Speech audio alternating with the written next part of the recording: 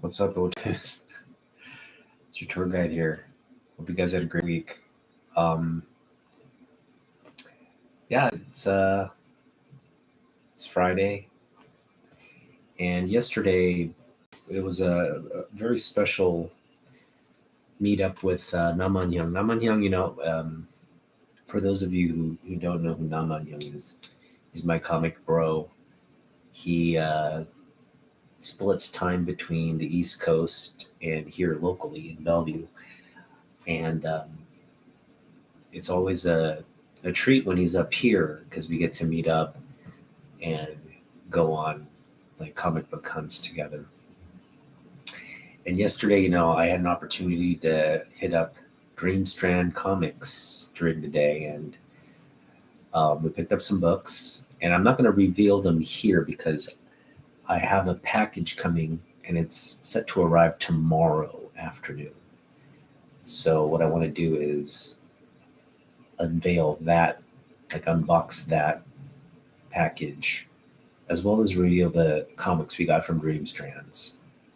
And so it'll be a nice little 7-book haul that we'll reveal tomorrow. And yeah, that'll be a fun thing to tune in tomorrow. Probably go live tomorrow evening, right around this time. So I'm hoping you can join me for that. Today, we're going to focus on grading all these books, and these are all sort of 90s Spiderman books. It's going to be a fun time. So we'll get to that in a minute. But as I was saying, yesterday we went to Dreamstrands just to kind of see what they have. There's some books I'm looking for, so I just figured good opportunity. Dreamstrands, they kind of price their stuff out. They've got quarter bins, they've got dollar bins, but they're not quality like quarter or dollar bins. Although yesterday I did find some good stuff in the dollar bins, at least with 2 books that we got. But for the most part, their I think value is in their back issue. They've got a pretty well stocked back issue bin. They don't have a lot of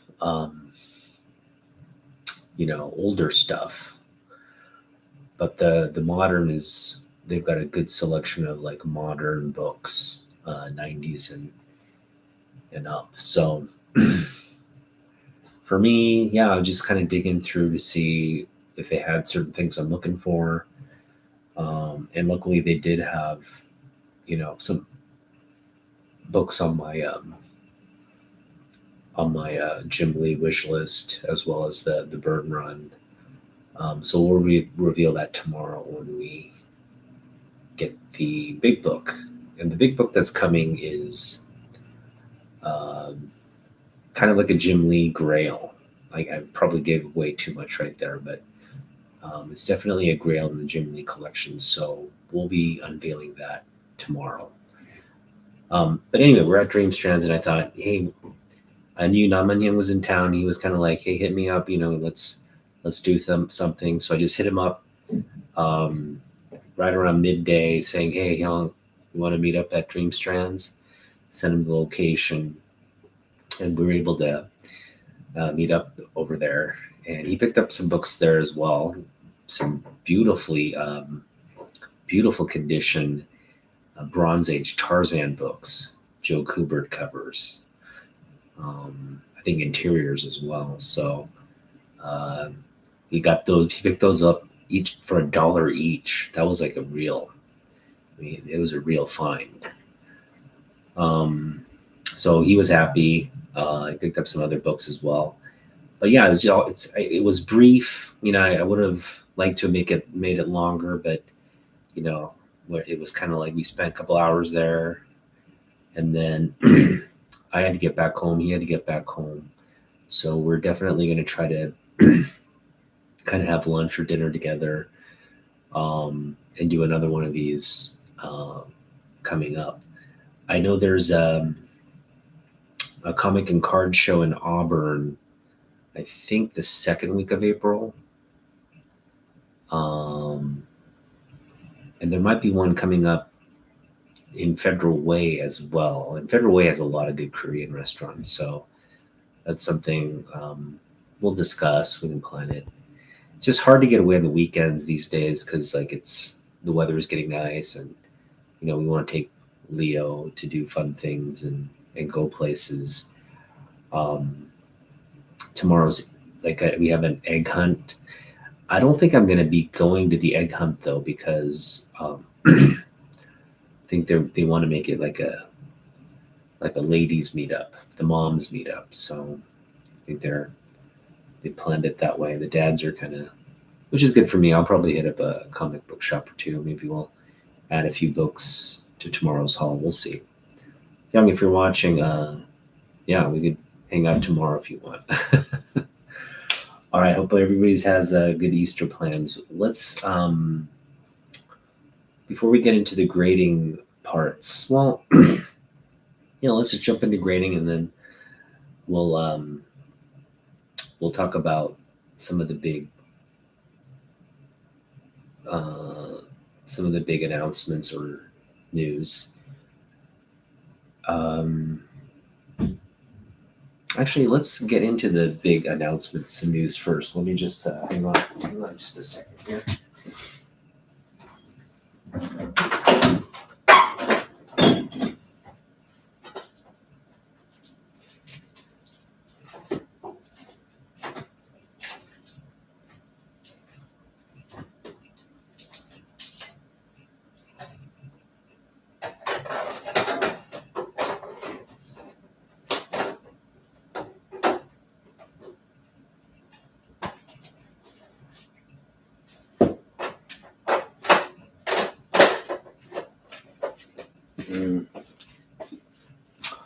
I can't find the other book, but I showed off this book a couple days ago yesterday, or maybe 2 days ago. Yeah, 2 days ago. This is a hot book right now, and I imagine it'll only get hotter as the X-Men 97 series gets underway. This is the first cover appearance for both of these characters, Madeline Pryor and Sinister. And as great as that first cameo appearance, what is it? Wolverine 232, is it 234? As great as that cover is, this is like Mark Silvestri fantasticness, if that's a word. Not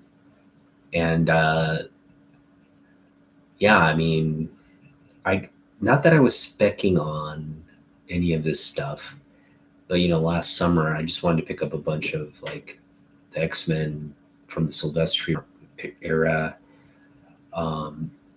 and just X-Men in general. I picked up a lot of X-Men last summer. And I wasn't able to pick up the first Sinister, which, it's still on my list. It's still a target for me to get. But it's, all those books right now are blowing up. In fact, I think the next book you're going to probably see blow up is because they teased Forge in the X-Men 90s series. So they're bringing, they're basically, I think that Marvel's doing, or Disney is doing something very experimental with the X-Men.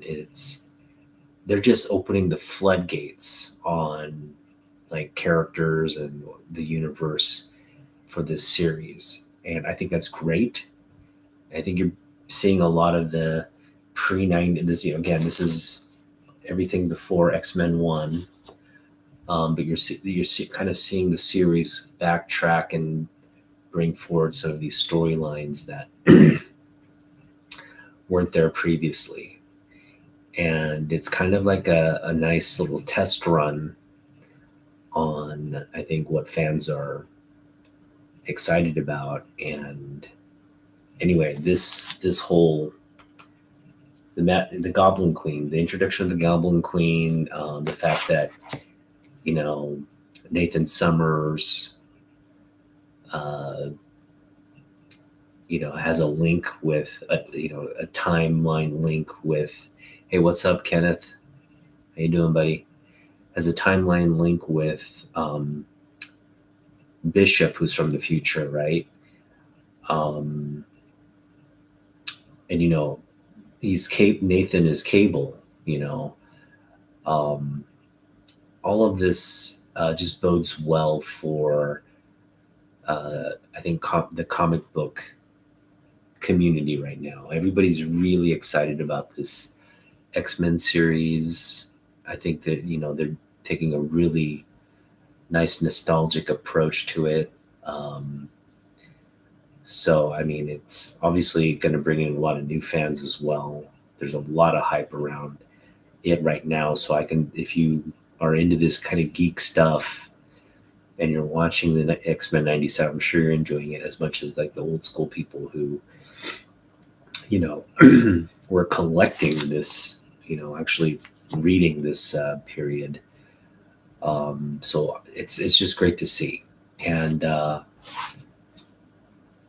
yeah, I mean, I think, again, I'm not speculating, but it's nice when these kinds of books, when you get them with sort of the notion that, this is really sort of, I think, a book not too many people are excited about, or,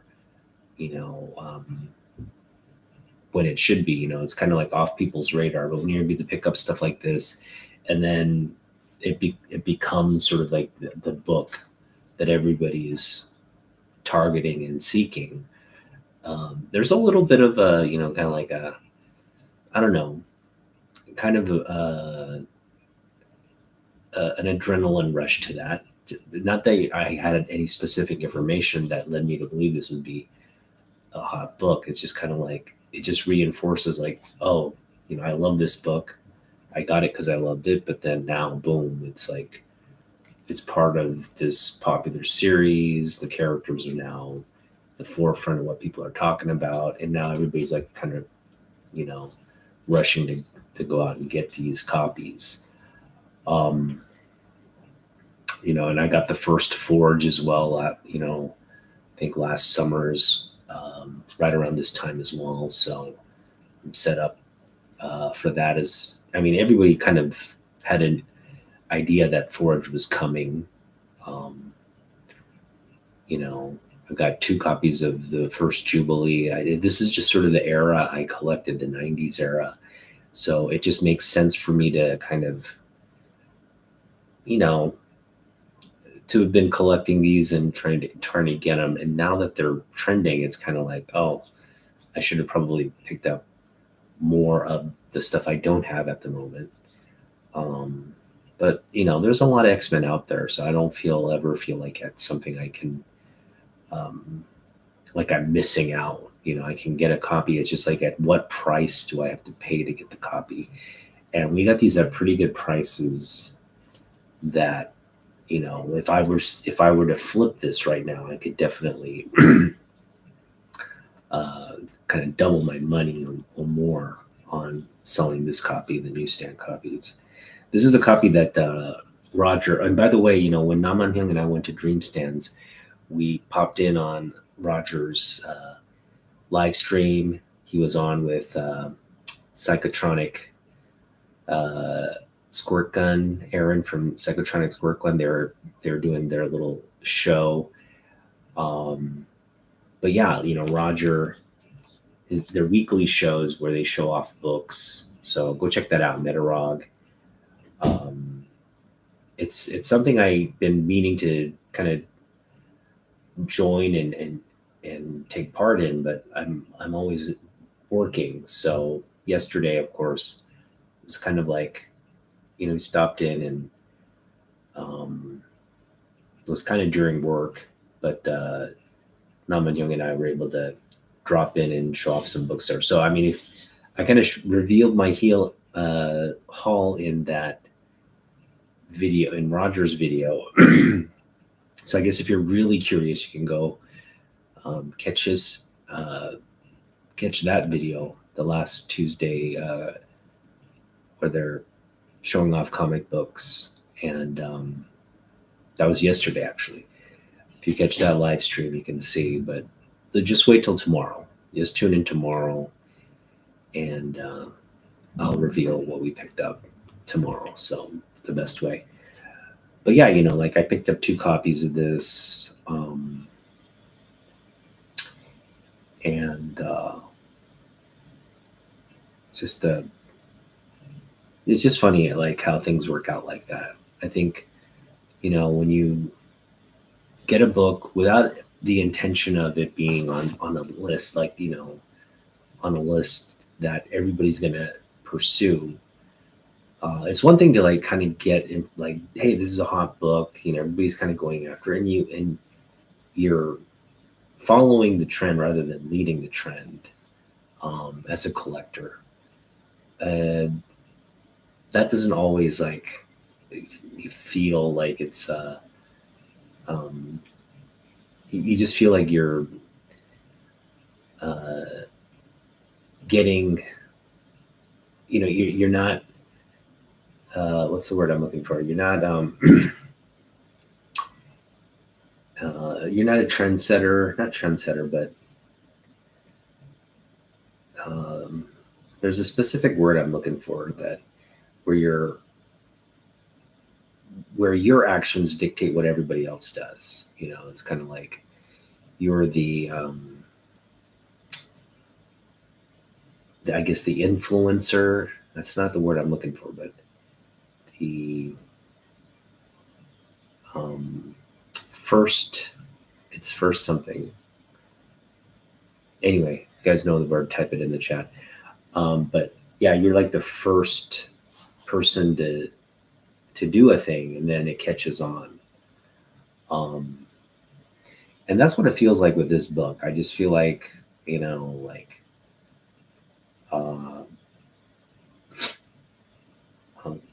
I got this book with the intention of like just having it in my collection because it's a book I love, and I've always spoken how like this book is, for me, is the real sort of sinister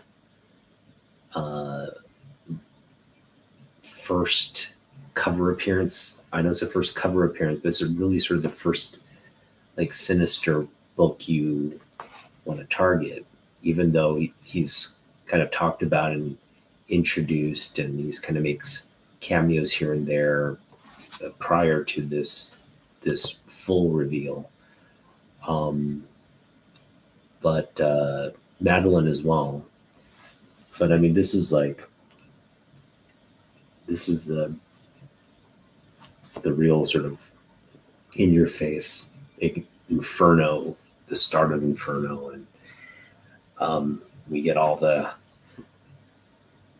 sort of the machinations of how Madeline, her psychology leads her to become the Goblin Queen. It's quite an interesting series in this. The Inferno is definitely one of the the most interesting, I guess, what would you call it? Runs or series in X-Men. Great art, again, great storytelling, some really epic battles, and yeah, a lot of sort of emotional roller coaster type events for this core Summers group, the Summers brothers, and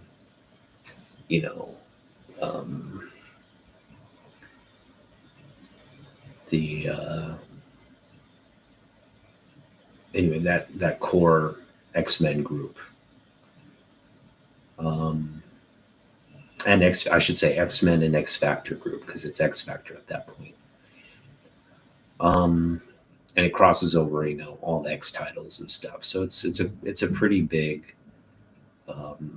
Marvel event, and yeah, it's just great to see that the 90s series is really attuned to the comic book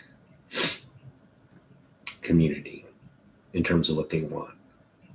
And I think this is something that if you're a producer in Hollywood, I hope you guys are taking notice. Like, if you want something to be successful, there is a recipe. And as long as you follow that recipe for success, meaning you have to appeal, you're making these movies, you're making this content for a particular audience. You have to care about what these audiences think.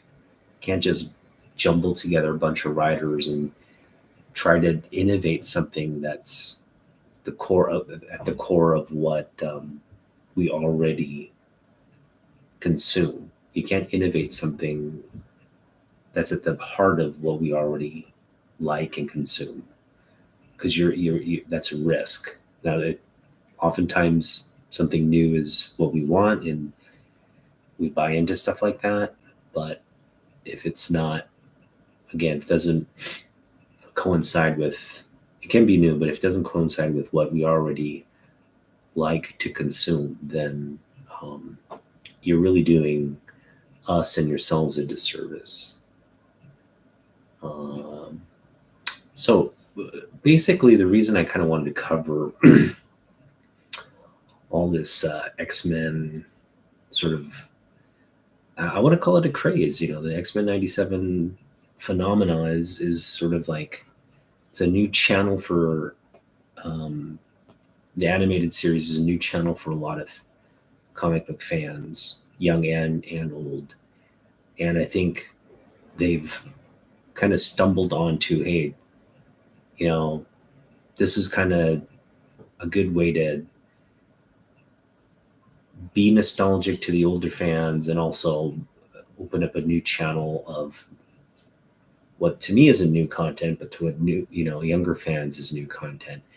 But it's a tried and true, because we love it. The kids are going to love it as well. It's a tried and true sort of entryway into this kind of, not that the X-Men are new, but the comic book sort of history and lore. And there's a lot to work with there. And even that concept of the 90s X-Men, there's a whole decades of like comic books and stories there that are all great. I mean, you could go, Onslaught, you could go the Age of Apocalypse, you could go what else? I mean, you could the list goes on and on. There are just the Marauders, the Brood. I mean, there's just so much there you can pull from. It's going to be, I think, a good sort of platform for Marvel to build more content from. So okay, X-Men seems to be at the focus and forefront, but I do want to make you guys also aware, and for those of you who were watching the cartoons in the 90s, you guys are well aware that there was a Spiderman animated series. And you have to remember, Spiderman started off as a cartoon in the 60s. It was already an animated series. And then they had like a couple of reiterations, like Spider-Man and the Super Friends, or his Amazing Friends, with like Firestar and Iceman. That happened in the 80s, but then the 90s they relaunched this sort of in sort of conjunction with the X-Men series. You had this Spider-Man series that was running too, and that right now has to be getting a lot of discussion at Disney. We got to roll this out, and then just you can. I mean, once you have Spider-Man and X-Men in the animated series form, I mean, you can bring in the possibilities are endless. But yeah, if you are a collector right now, And these are always hot. The '90s McFarlane Spider-Mans are a collectible thing. I think they've always kind of been in demand, and people like going out and getting them.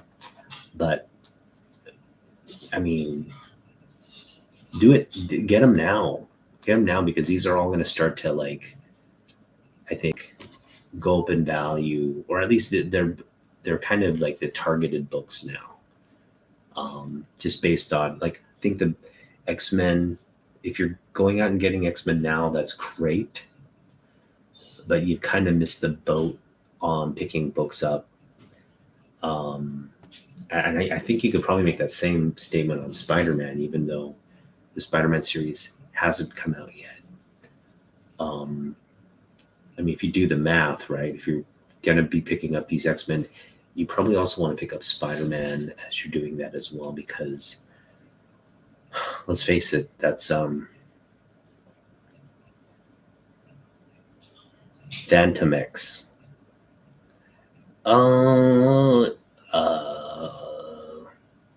Phantom X. I'm not familiar with Phantom X. If they're more recent, then yeah, I haven't read any of these recent stuff. So no, I'm not familiar with Phantom X. Anyway, back to the Spider-Man thing.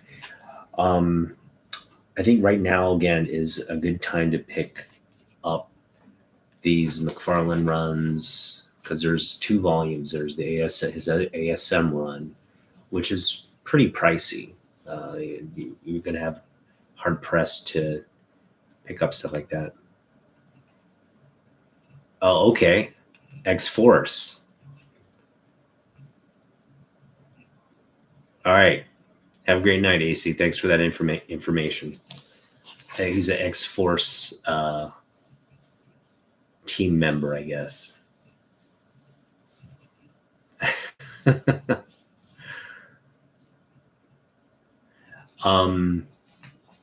But yeah, I think, we're speaking of Inferno right here. Here's an Inferno issue right here. ASM Inferno continues. There's probably mention of Inferno in here. This era of, I think the 90s, the sort of late 80s, early 90s era books, even though there's a lot of them, they're fan favorites and they're affordable for the most part. You can find them, a lot of them, especially based on condition. You can get a lot of them kind of in the mid grade or better for, like $5, $3 to $5. Even the X-Men stuff. I think you've kind of missed the boat on an issue like this. But, like an issue like that, I picked this up for $1, right? So like you can still find gems like that for $1. And I think now's the time to be focused on picking up these Spider-Man, like even something like this, right? This is a 90s Bagley Venom, like, lead up to Carnage and all that. So is this before Carnage? No, this is after Carnage. But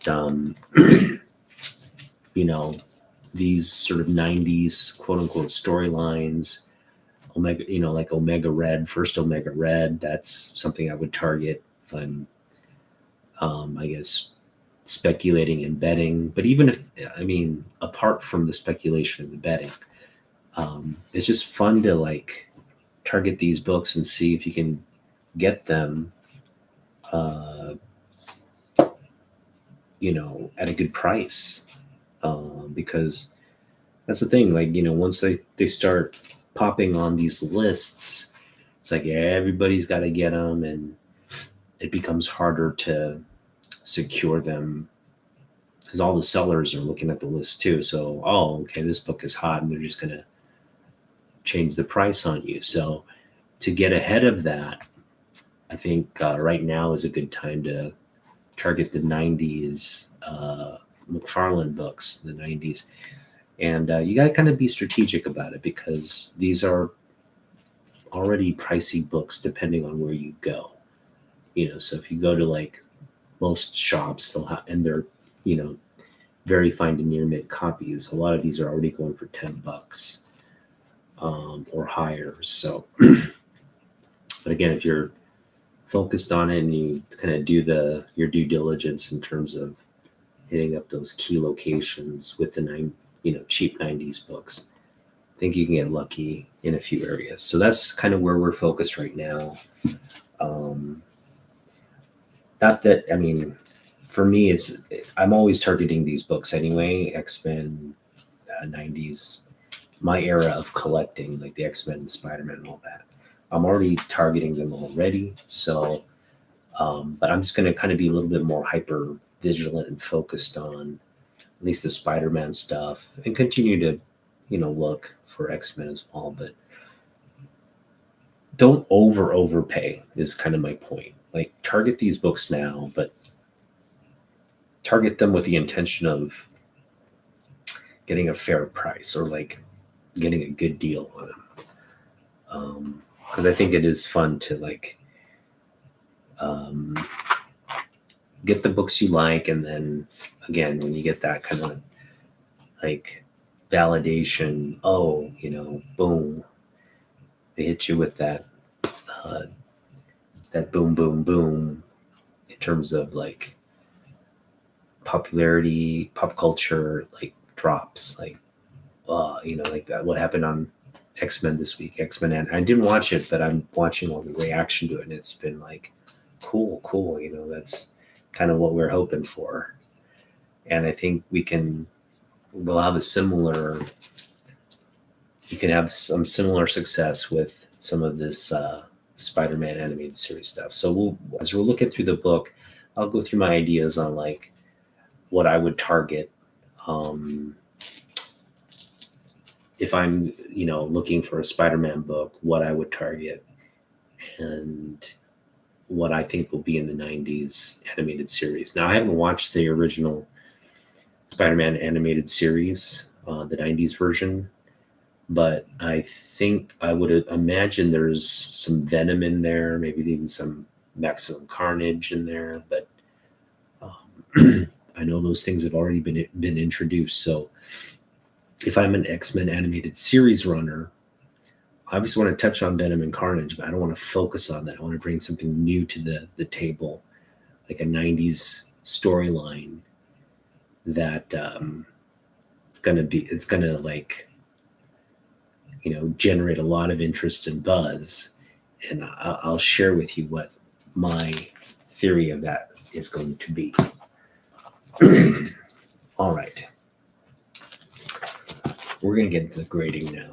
And a lot of these are just, the grades are between like low to high grade. So we got a good mix of stuff, and we'll just get into what we have as we're doing it. And unfortunately, I haven't really, I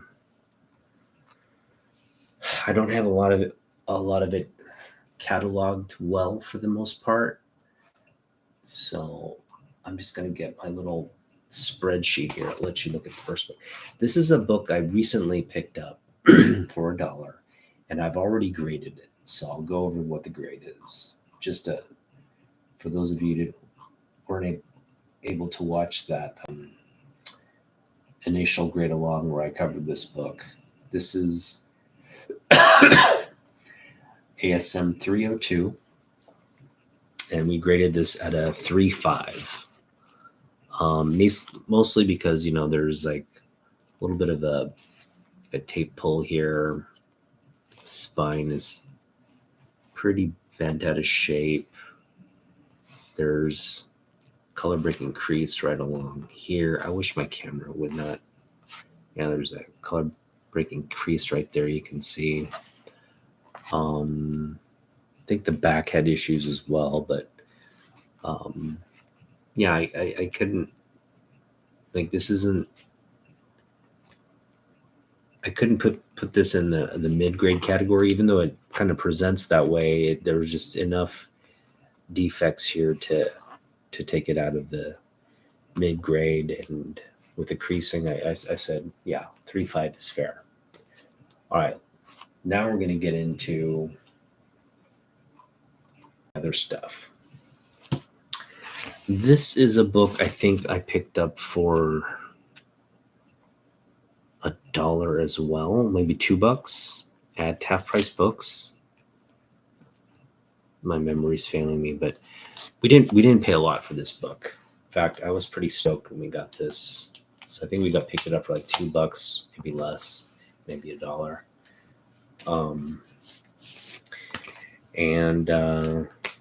Yeah, I mean, just right off the bat, there's an issue here in the corner.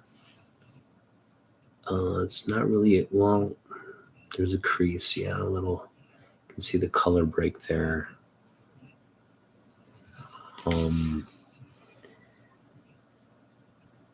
I don't know if it, with a nice press, it might. I mean, you can barely see it. I can just get it up there for you. You can see the color break there, but I think with a press, it could press out nice.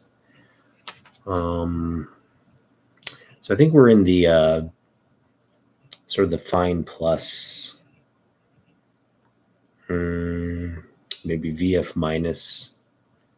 I think we're right around there. The spine is pretty decent for a black cover. A couple spine breaks there. I mean, color breaks there. So, this book needs a press. Just take a look at the back. Yeah, back looks decent. No creasing. Back looks pretty good. Again, with the press, I think it would look even better. So I'm gonna go. I'll go 7. I'll go 7.0 on this one.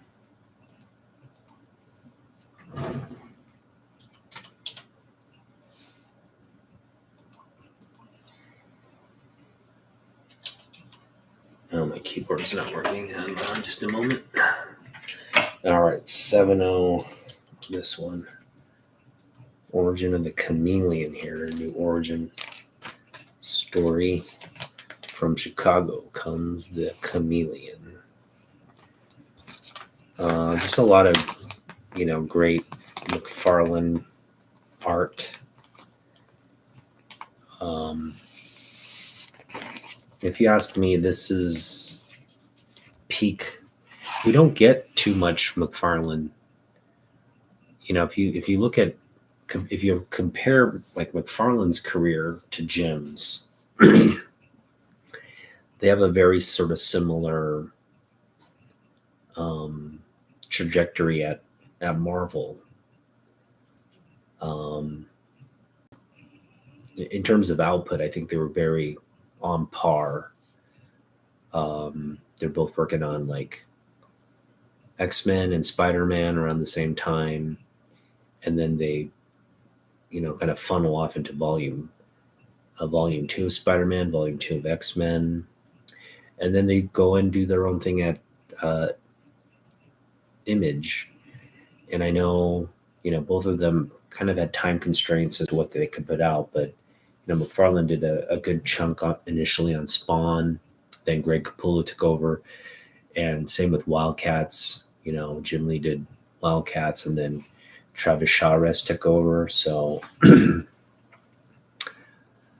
but I always view both Jim and Todd, this early stuff at their early work at Marvel is really remains some of their most classic, iconic works in the industry.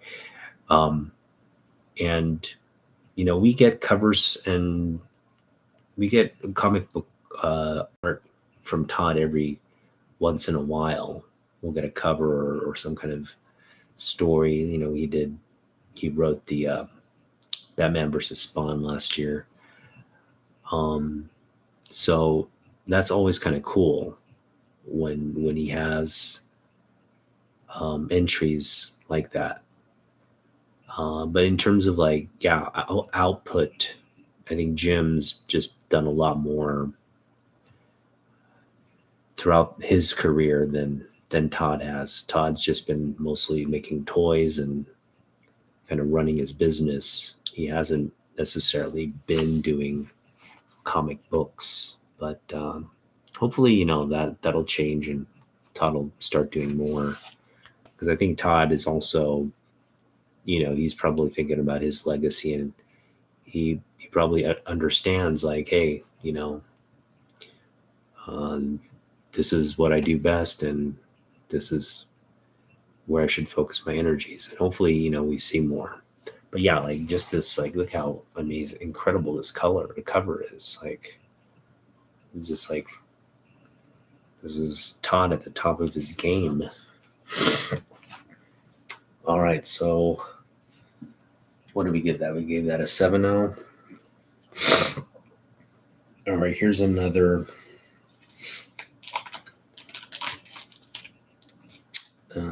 Here's another book. I got this at Half Price Books for 50 cents, I think. This was before they changed their policy. When they were actually, the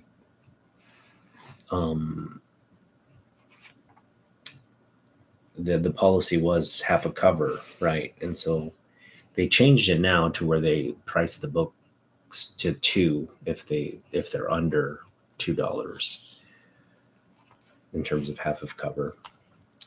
This one has a lot of issues, but they're pressable issues. So with a good press, I mean, this could be high grade, because I'll show you what the spine, if you just look at it,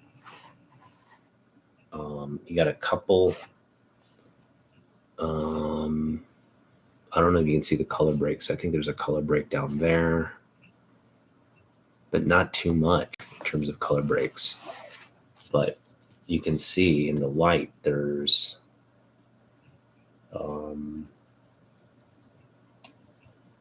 spine ticks, but they don't break color. Also, for the most part, you see a little bit of the, some like edge wear there that can get pressed out and look really nice.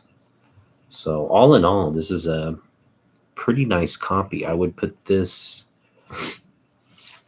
solid VF plus. As you can see there, right there, there's a little bit of a crease. It doesn't break color, and I would press out nice. So yeah, I mean, I put it at an 8.0 right now, and then with a press, it could get into the 9s. So put it at an 8.0, and I will leave it a little asterisk there, so we know this one definitely needs to be pressed or could benefit from a press. So that is where we'll leave this one. Spiderman ASM 308.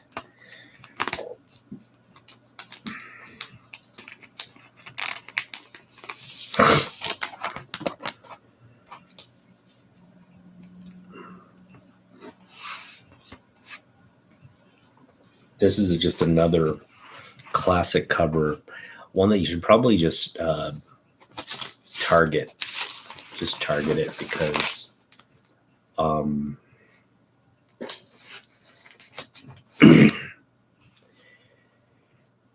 this is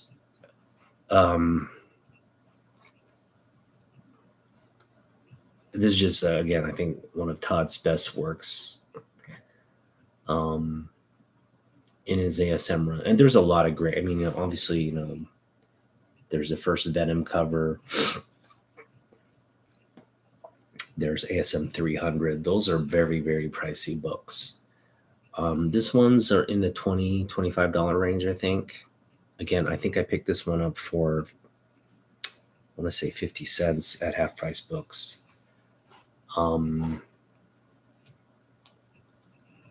Either $2 or 50 cents. It's one of the two.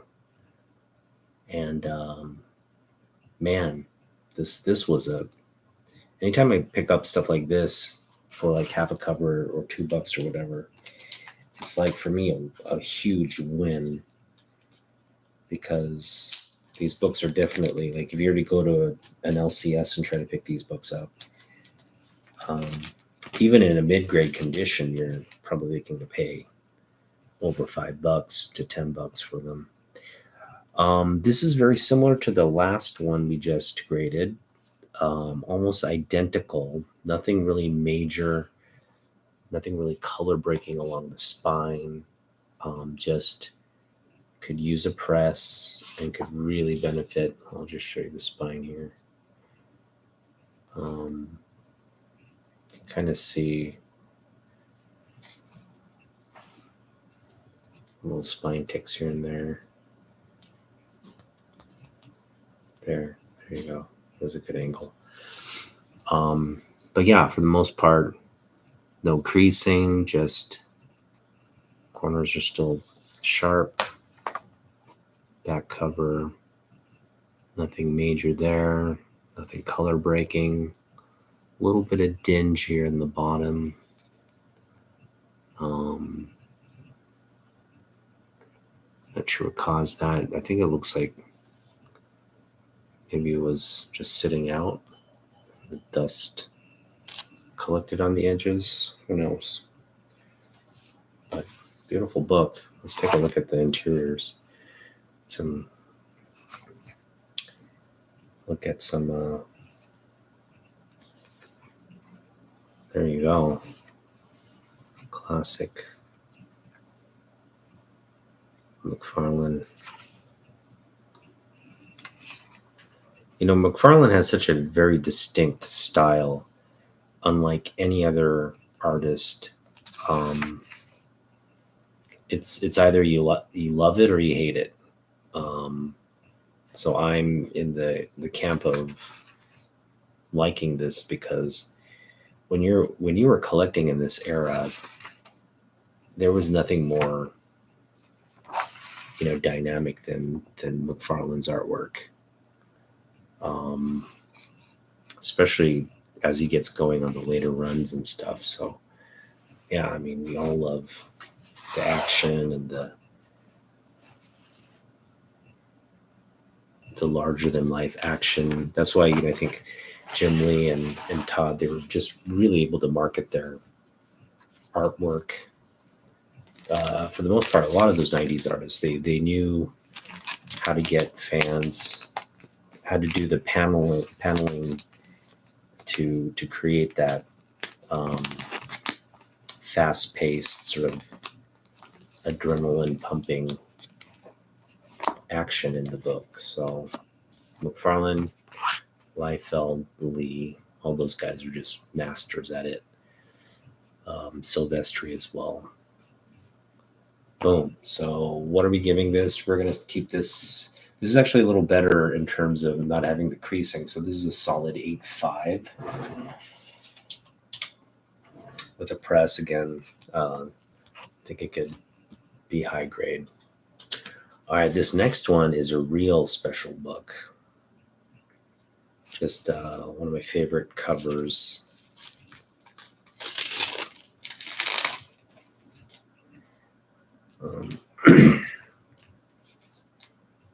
And we're going to be very careful pulling this out. This is a beautiful condition as well.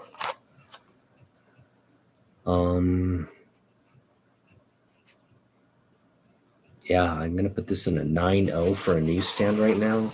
Just gorgeous condition. It can benefit from a press, but as you can see, it's pretty clean to begin with. Not much, not much wrong with the book. Corners are sharp. You've got great looking spine here. A couple of minor spine ticks, but nothing breaking color. Fabulous looking book. Interior looks great as well. Back looks really good. We got a little bit of an issue here. Let's see if we can fold this out a little bit. So there's a little bit of a back the back got curled up a little bit. Again, this with a press, I think this can resolve itself. What I'm going to do is I'm just going to stretch it out and put some pressure on there so it flattens. Yeah, with a press that can, so it's very, very minute, just a little bit of a curl there. Can you see it? So focus here. I mean, I flattened it out, so you probably can't see it anymore, but we got a little bit of chip here, a little bit of chip on the back. That's not good. All right, so that's going to drop the grade to,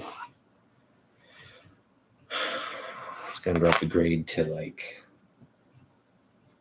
6.0, 5.0.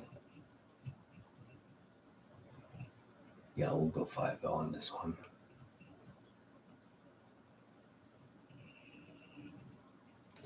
So that chip is not that it's big, but it's a small chip.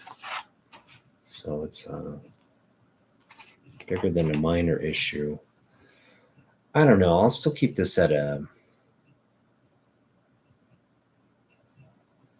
I'll keep it at a 6.5. I think that, no, 6. We'll make it a 6. So 323, we're going to go 6.0 on this one. That's really unfortunate because this had a chance to be a really high grade book outside of that back chip corner. Oh well, can't win them all. And it's still a great looking book. I mean, it's not like I'm going to go out and sell this book or anything. It's just disappointing to know that there's a little issue on the back. It's not high grade. On a newsstand copy, you know, again, from this era, to get a high grade newsstand is going to be significantly add more value for the book than a direct. But what can you do? There's a little chip there. All right. Yeah, these are things, this is kind of why we're doing this exercise, to get a good idea of kind of what we have. And I don't know. Do you think I was a little harsh on this one? Going from a high grade with a chip going to 6.0? I think that's fair. I mean, it is a small issue. I mean, a chip corner is I would say is a major issue, not a small issue. It's a major issue. So I think 6.0 is fair on that one. All right. I'm praying this one doesn't have an issue. And we have a direct edition of the next issue, 324. Great saber-tooth cover by McFarlane. And for all intents and purposes, this is a black cover. You're going to see a couple The spine breaks, color breaks right there.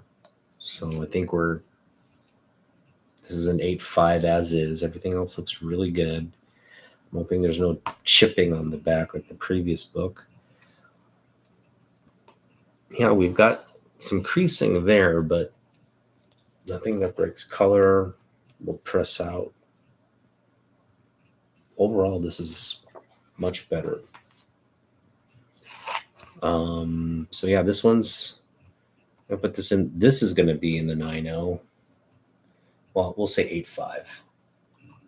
And that's conservative. I think this actually probably closer to a 9.0 than an 8.5. So I'll put this at a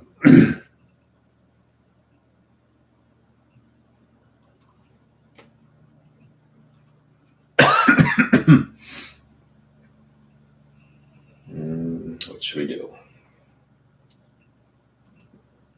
2, 4, 3, 2, 3. Should we do 9.0 or 8.5? I'm going to go 9.0. Does look really good. So we'll go 9.0 on this one. I don't want to be overly critical. I do want to give the books that look great. I want to give them their due.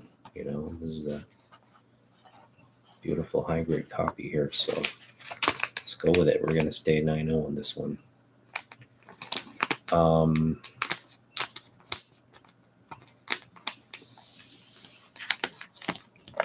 Yeah. I think it's okay to spec on Sabretooth. Sabretooth is he's coming to the MCU, at least in Deadpool. And I think we'll probably see him throughout, to be honest. He's just such a big character. All right, we've got 2 books here. We've got Amazing Spider-Man 374, and we've got Ghost Rider 1. This is the reprint of the original Ghost Rider. So we'll start here with some Mark Teixeira goodness, newsstand goodness here. Should probably separate this one, put it in its own bag and board. Yeah, this is a beautiful looking 90s book. I think this came out in 1990, if I'm not mistaken. Wait, we do have some issues though. We got to cut. Yeah, 1992. All right, so we've got a corner color break. It's not really a crease. It looks like, I don't know, it looks like this may have been pressed already. Well, no, it hasn't been pressed because we got a crease. We got sort of this,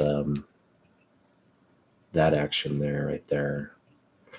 But we've got this color break right on the corner. Very minute, but noticeable on this black cover. We've also got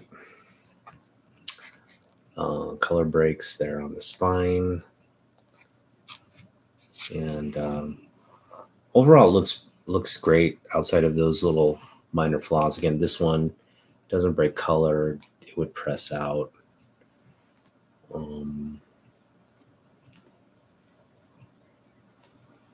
Beautiful for a newsstand, though. Yeah, the back looks really good. Back looks really, really nice. So again, with a nice press, I think this is gonna put it as a 8.0.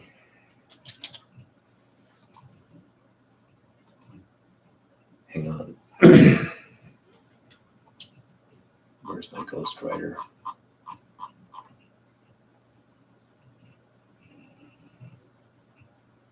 The original Ghost Rider 1. I don't have this one. Well, I need to create an entry for it. There we go. Wait, maybe it's under O. Nope. Never create an entry for it.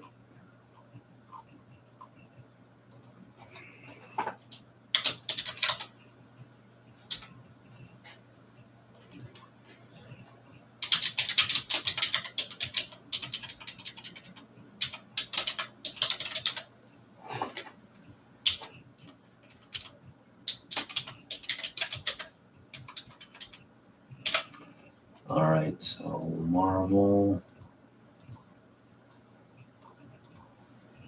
This is 1/1, but a reprint. Came out in July of 1992.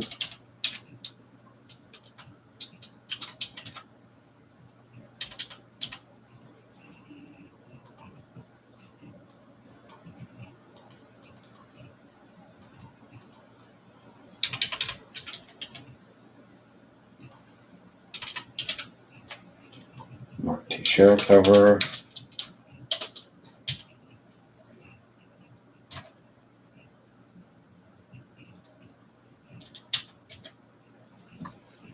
I'll put in the other stats as we get into it. So yeah, I'm going to grade this at an 8.0. Definitely needs a press. Put it in italics. And yeah, if you want to look at some original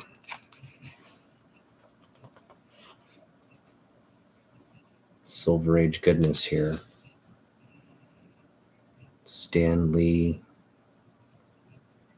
Mike Poole, Plug, Mike Plug.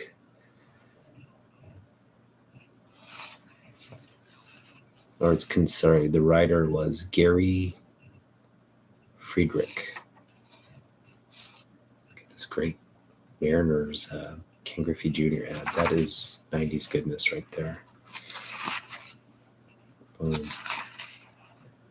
With the ads and everything, with the 90s ads. This reprint, pretty cool stuff. Yeah, love reprints like this. All right, what I'm going to do is I'm going to just transfer this over to its own bag and board.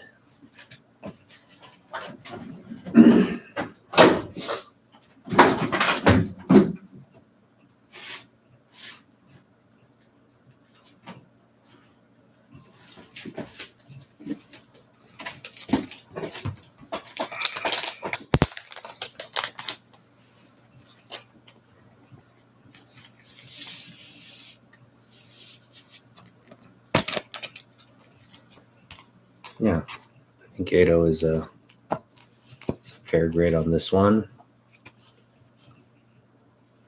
Nice newsstand copy. All right, let's get to this book. This is a Mark Bagley classic Venom cover here.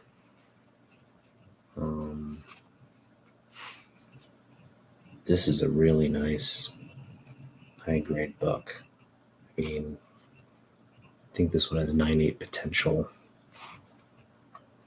written all over it. So the spine is really, really clean. I'm just gonna, and there's just, doesn't need a press or anything. It's so flat and smooth. The spine is just as clean as a whistle. Sharp corners. Yeah, back looks amazing. Get a preview of the spine here.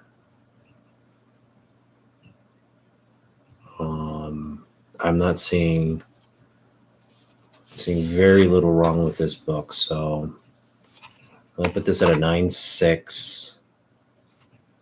Well, I'm gonna put it at a 9.8 because that's another thing we didn't talk about.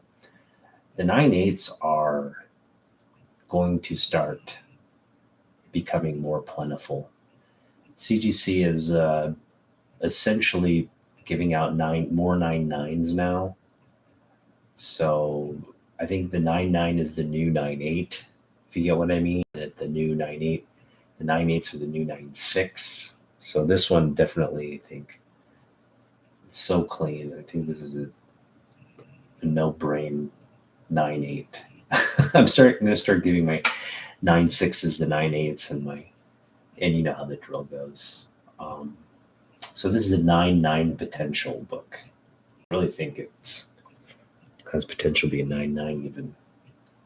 So clean. All right. ASM 374. We're going to say, well, I don't have this book logged in either.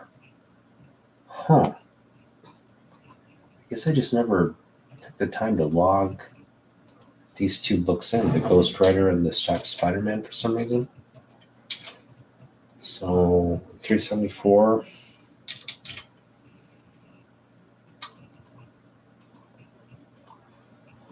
Bagley.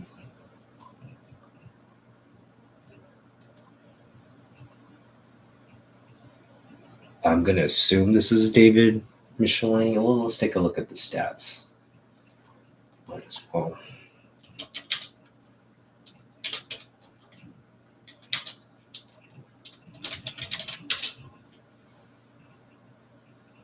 Here we go.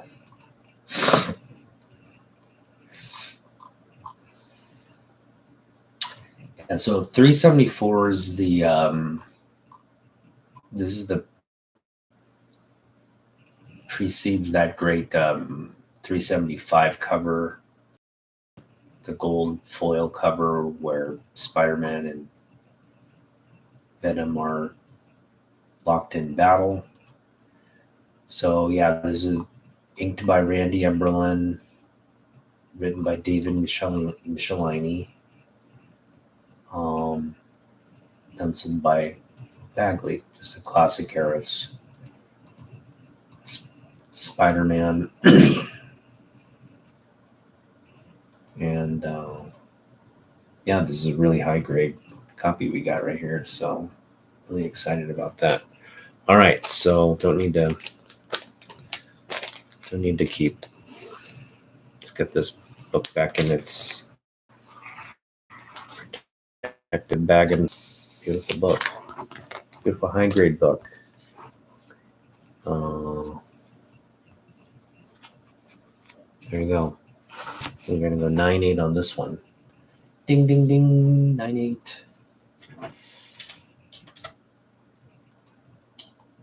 And you know, with these 9.8s, we may at some point I mean, not that I'd send this particular copy in, but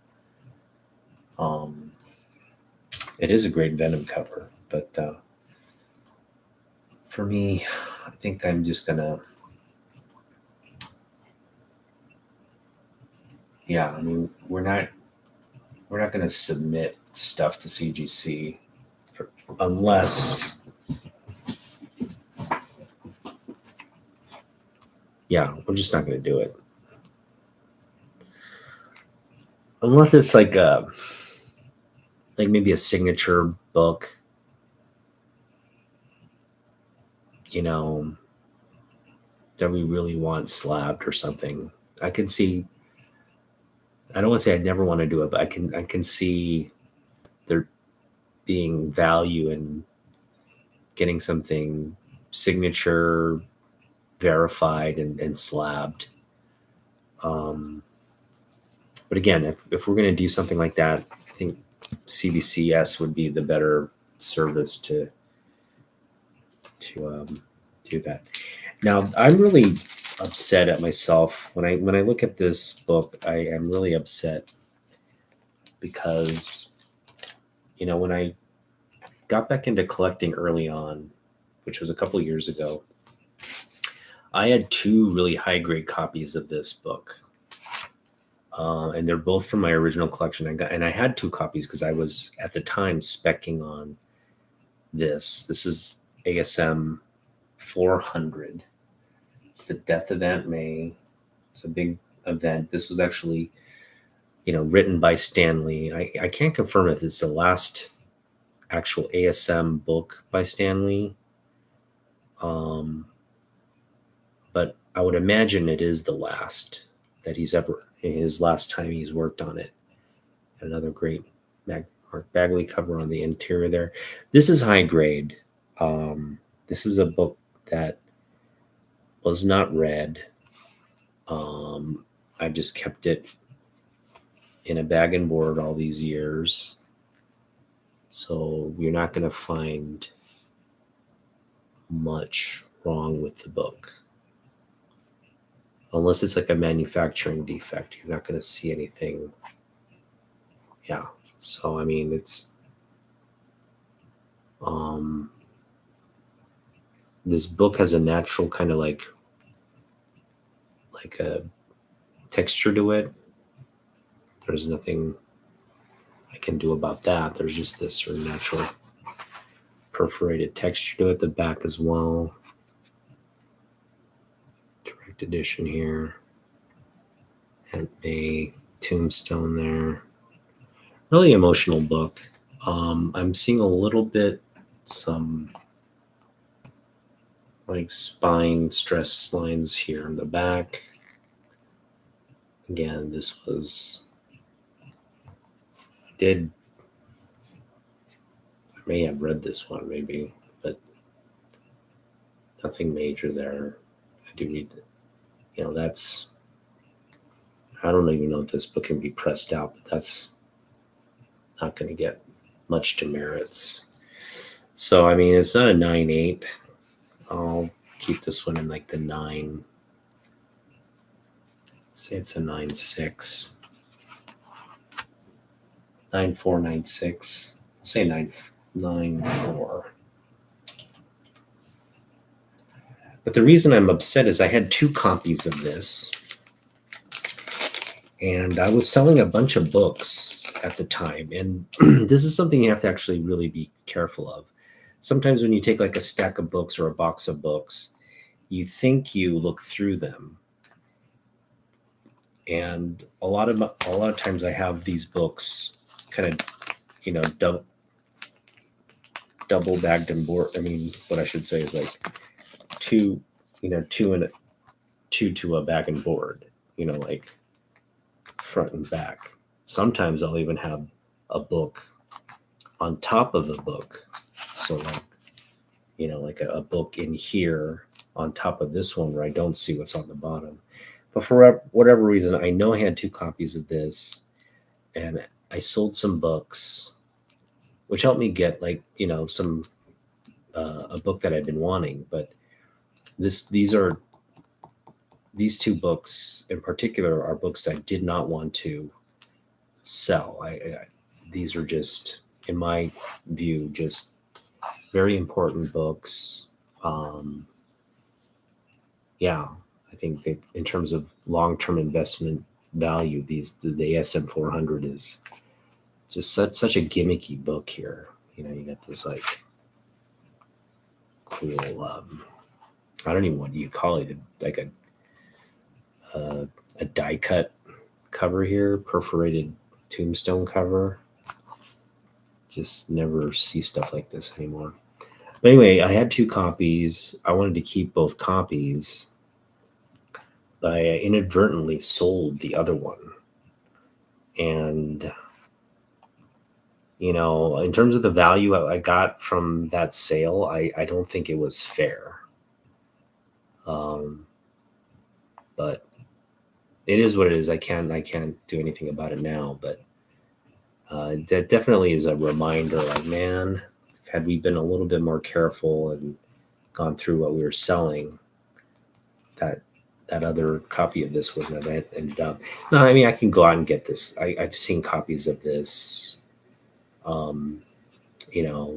You can get lower grade stuff. This is like a dollar book for the most part. If you look hard enough, you can probably find it in lower grade for $1 book, or you can pick it up $5 to $10 at your local LCS. But there's just something about like your original books that you don't want to lose. And this is an original book as well. Man, same kind of deal. I Not going to take it out in grade, but as you can see, this is high grade as well. My original collection book, super high grade. You know, if I had sold this inadvertently, that'd just be crushing as well. But luckily, it's remained in my collection. The first, issue in the Maximum Carnage run. This is Spider-Man Unlimited, and I'm going to make this a 9.8. This is a 9.8 copy. Well, I'll go 9.6. No, I'll go 9.8. I think, again, with the new standards, CGC doesn't seem to hold itself to any kind of real standard. So this is as clean a copy as you're going to see. I mean, I don't see the bag here, but it's freaking clean as a whistle. A book that was hardly never read, I don't think. Just kept in pristine shape from my original collection. Spider-Man Unlimited. Here, let's see. Where is it? Here we go. That is so interesting. This stretch of books I don't have logged into this. I just don't. I never logged these books in for some reason. Guess I just never got around to it. Well, I'll do it now. Spider-Man Unlimited.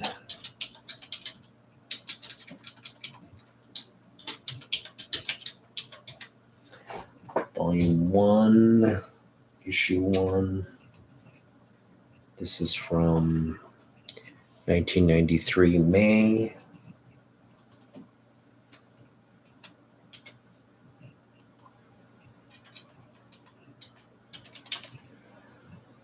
We got that Ron Lim cover here. Let's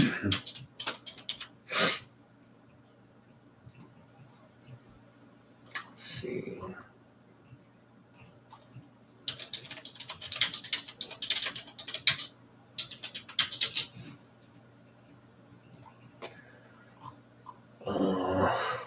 Ron Lim on pencils, Jim Sanders on inks, Tom DeFalco.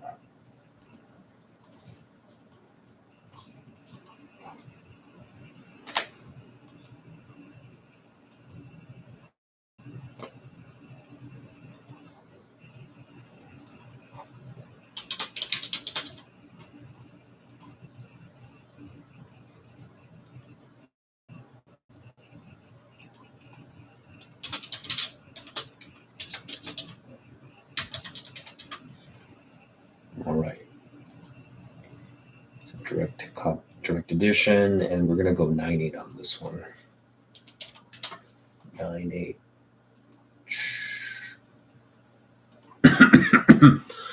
All right. We're now going to get into my Spider-Man, and I don't have the actual number 1. We're going to start here with issue number 2. My issue number 1s are kind of in a different, separate pile of books.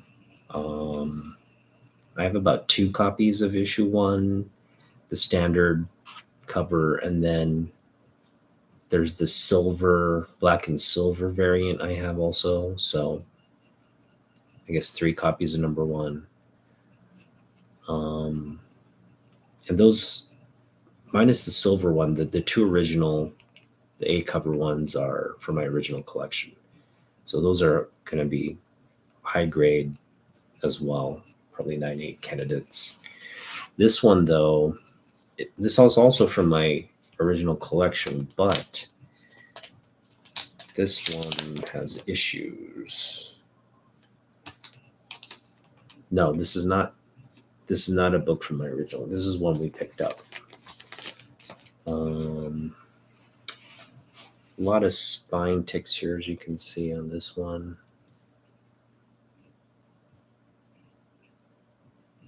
Color breaks there.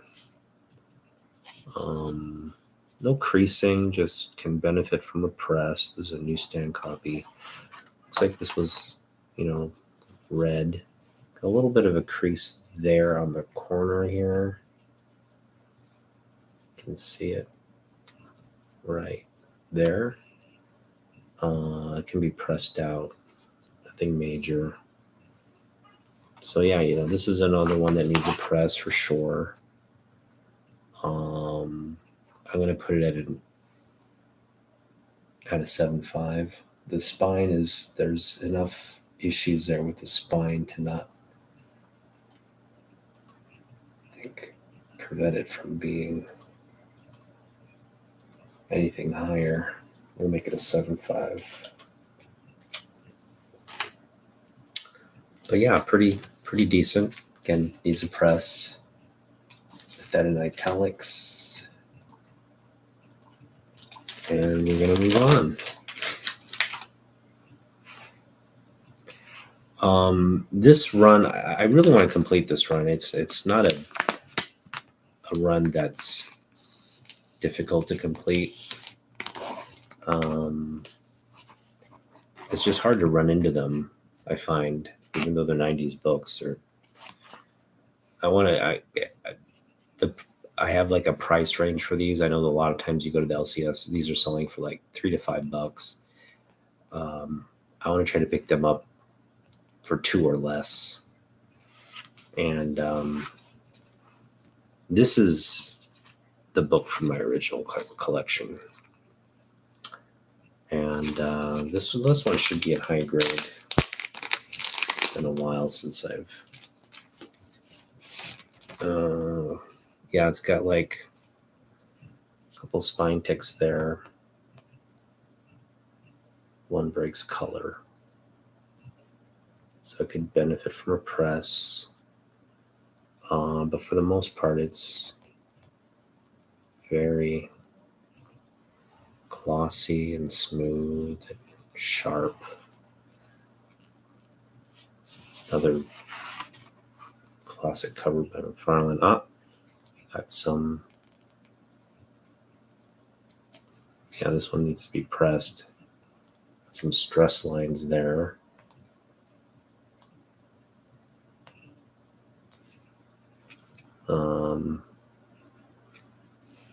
It can be pressed out. It's nothing. Doesn't break color.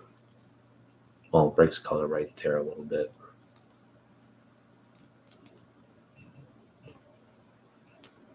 You get a good view of it, that little impression there, but the spine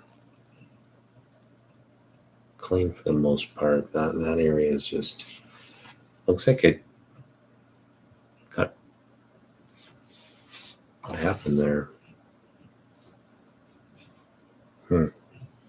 Anyway, maybe I did read it. Maybe I read it and I just pulled on it or something. Yeah, let's take a look at this art here.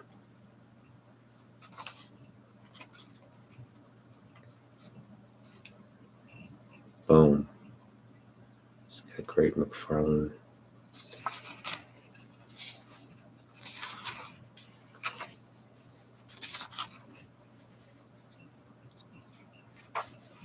And these, like, look at the comic cards. I think this is Marvel. This is the first. It's like this may have been the first Marvel card series, which is crazy. This was 91? 1990 Flair. Jeez. Talk about nostalgia. Yeah, Skybox. I was in high school when this came out. Absolutely brilliant stuff.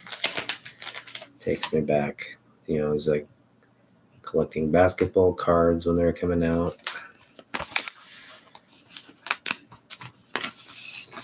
Collecting that football pro set football, the 89 pro set. Remember that one? That was like, everybody's like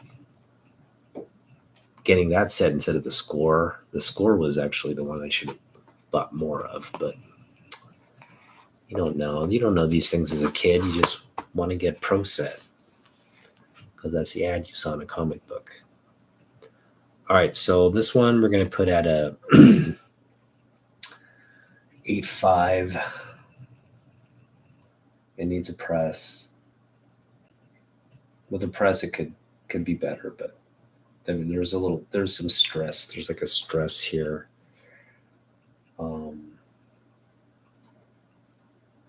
But nothing major. Just can get pressed out. So what is this? Number 5. We're gonna say 8.0. We'll go 8.0. The press could be higher. No, we'll go 8.5. It's just too clean to be anything. We'll go 8.5. All right. We've got issue number 6. Great Hobgoblin cover here.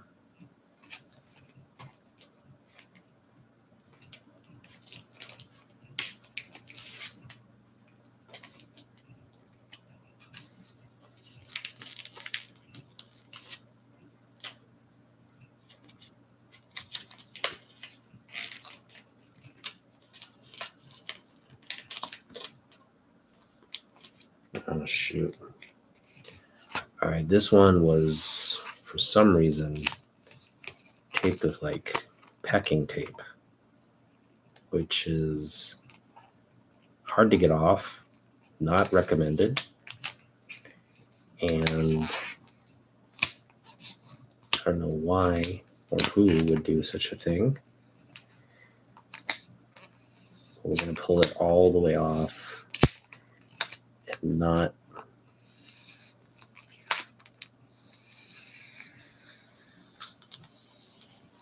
There we go. That is something you do not want to do to a comic book. I don't know who did that, but that was not smart. I'm going to put a much more manageable tape. So I'm going to put stress on the book like that. There we go. All right.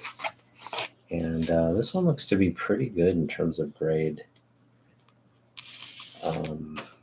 So let's just take a look here. Yeah, this is for a newsstand. A beauty. Let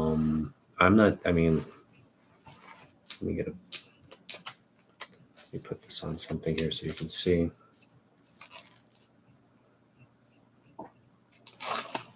I'm just not seeing anything, no issues with the spine here.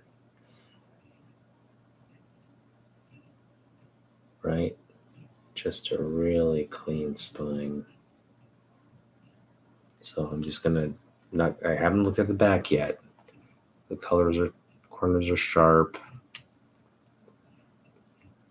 Flawless front. Let's look at the back. Yeah, back is real clean. Look at that. So we'll go 9.8 on this one. I mean, there are a couple of sounds. We'll go 9.6. There's just nothing that breaks color, just a few spine ticks.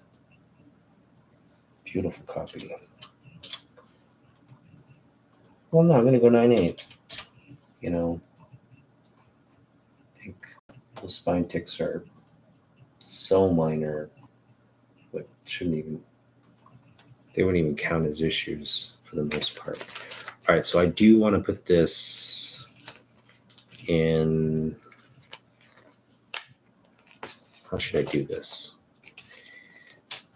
I want to put this in a nice bag and board. So what we'll do is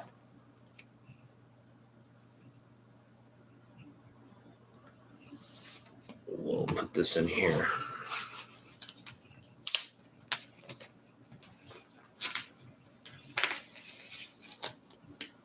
Mm-hmm.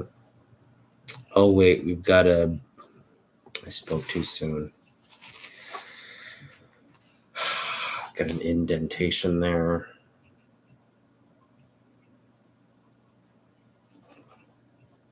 And it breaks color. Oh, God. Well, there goes our 9.8. This is now, I would say, a 8.5. Don't need to bold that. Does need to press. Okay, with the press, it probably get back to a 9.0. That's unfortunate. This is such a clean copy, too. Inkstand. Still, I would still say it's a high grade. If we can press that out, for sure, it's if we can press that out, for sure, it's a 9.2, maybe 9.0 to 9.2. But yeah, we do need to clean and get that corner looking sharp. It's going to break a little color there in the corner, but the rest of the book is so flawless. So I'll keep this I'll keep it at an 8.5, but with a press, we can definitely get in the 9s, I think. So that's a fun one to maybe work on in the future. All right. Before we get to this one, let's do this one here. And this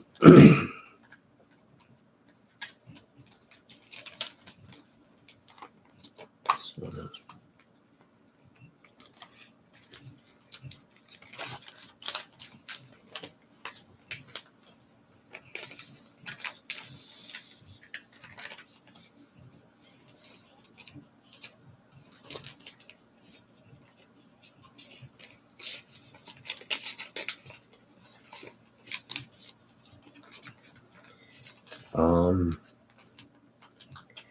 This McFarlane cover is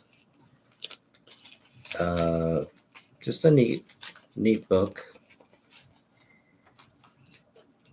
It's Amazing Spider-Man Skating on Thin Ice. I think this is just a one-off. I think it's oddly enough, it looks like it's like a 90s anti-drug campaign book or something.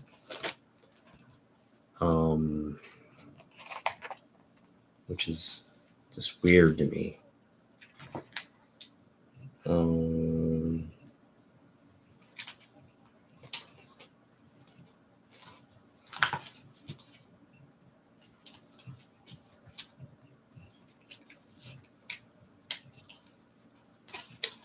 I'm just trying to get some stuff here organized here.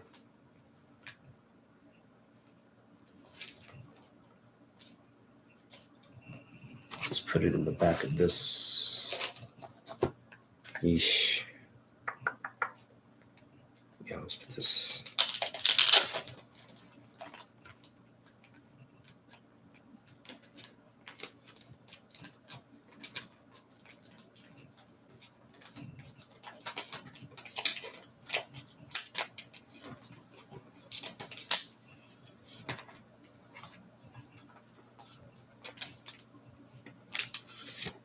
All right, we got some very early McFarlane key right there. All right, so what we'll do is we'll figure something out. All right. Yeah, this is just a weird. I'm not sure what this book is. I got it because it's a Todd McFarlane cover. Didn't pay much for this. You got this kid. The kids just found this like stash of beer, cigarettes, and heroin, it looks like, along with some, I don't know, some pills. Oh, the interior is Alex Salviuk. So another great Spider-Man artist. But this is just a weird issue here. It's like an anti-drug campaign, I guess. But it's also a comic book.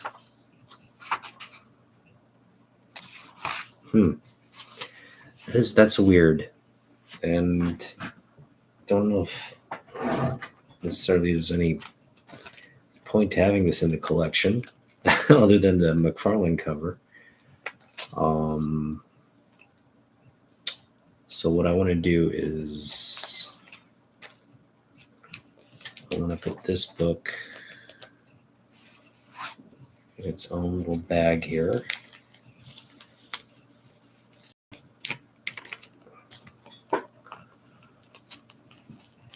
I'm going to keep that in there for now. This is another book that had a 25-cent sticker on there. As you can see, it pulls up. It's still sticky. It's got a $4.95 written on it. No clue why.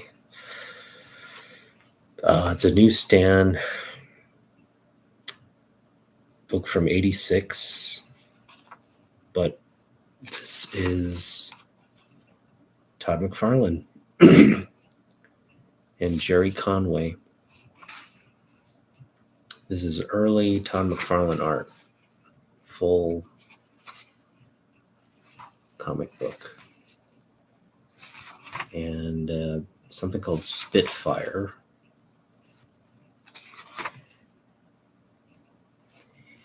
And you know, obviously this is early. You kind of get glimpses of his style. Not completely fleshed out there. Know if he's holding back or trying to draw in a specific style, but he's not drawn like the Todd we know and love, but at the same time you see glimpses of it. Oof, look at that. He just got his ankle crushed. There you go. So you got an early Todd McFarlane book at Marvel in Spitfire. So that book is going to join this book here. I'm going to keep both of these books in the same bag and board. And we're going to keep this.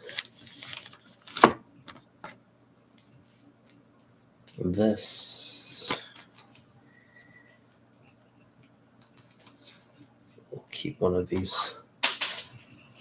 Oops. Wolverine. We'll make this book the backstop. I'm going to put this in here with these books and make the backstop there. So we're not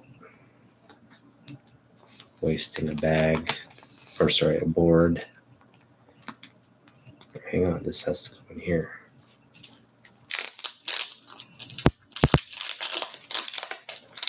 You can do that.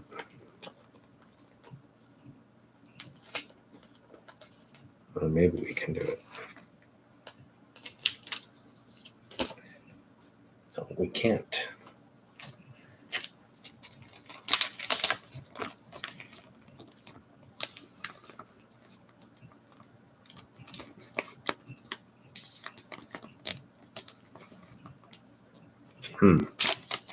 I know what we can do. We can put this one in there. That should fit.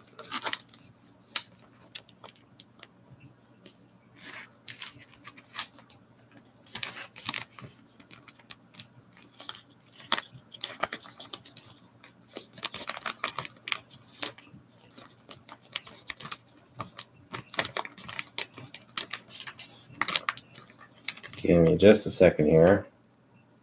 Sure. Bagging and boarding is the last thing you guys want to. Feel free to fast forward.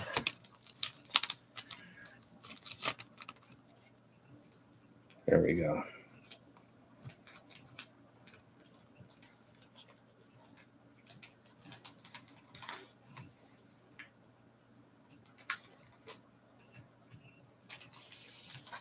Oh yeah. All right. Whew. The adventures of bagging and boarding with Otaku. All right. So I have 3 books in this little pack here. All Todd McFarlane goodness. So moving on. Spent way too much time with that. I got a couple more issues here. So you got 13, 14, 9, 10, 12. Getting very close to the end here. All right, next book we got is issue 9 in the run. Beautiful Wolverine Spiderman cover.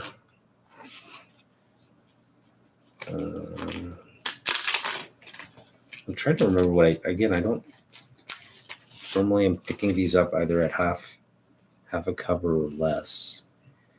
I think I did pick up this one for half a cover. This is a really high grade copy here. Dark cover. Spine is real clean. Does need a press, but real clean. So I mean, it's a 9. I'm gonna put in the 9.2 category.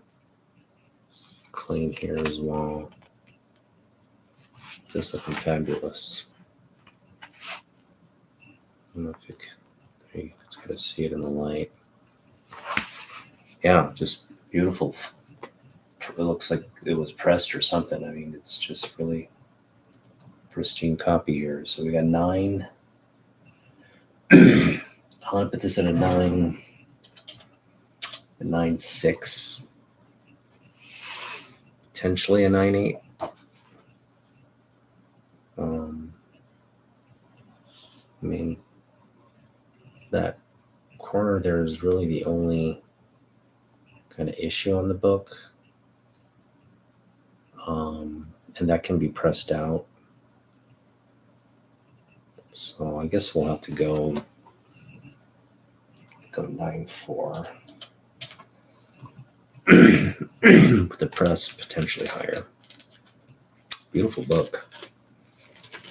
Beautiful book for a half price books pickup.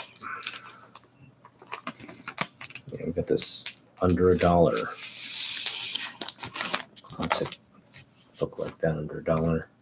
Same holds true for these next ones. I think I picked these all up from half price books. This one looks to be very similar grade, but it's got a couple of spine breaks, color breaks. I mean, there you can see 1, 2, maybe 3, 4 color breaks there.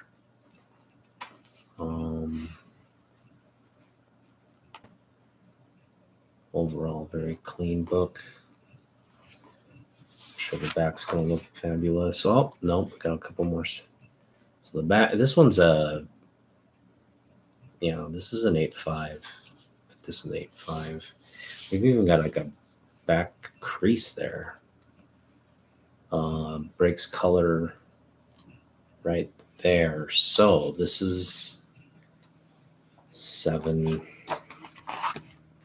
We'll go 7.0 on this one. 7.0.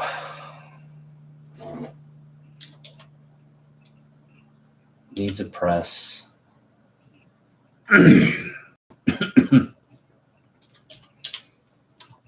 a press.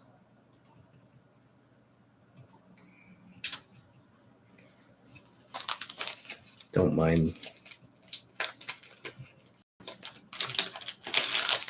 Yeah, when you would see a crease like that, you're just like, ugh. The high grade just went to.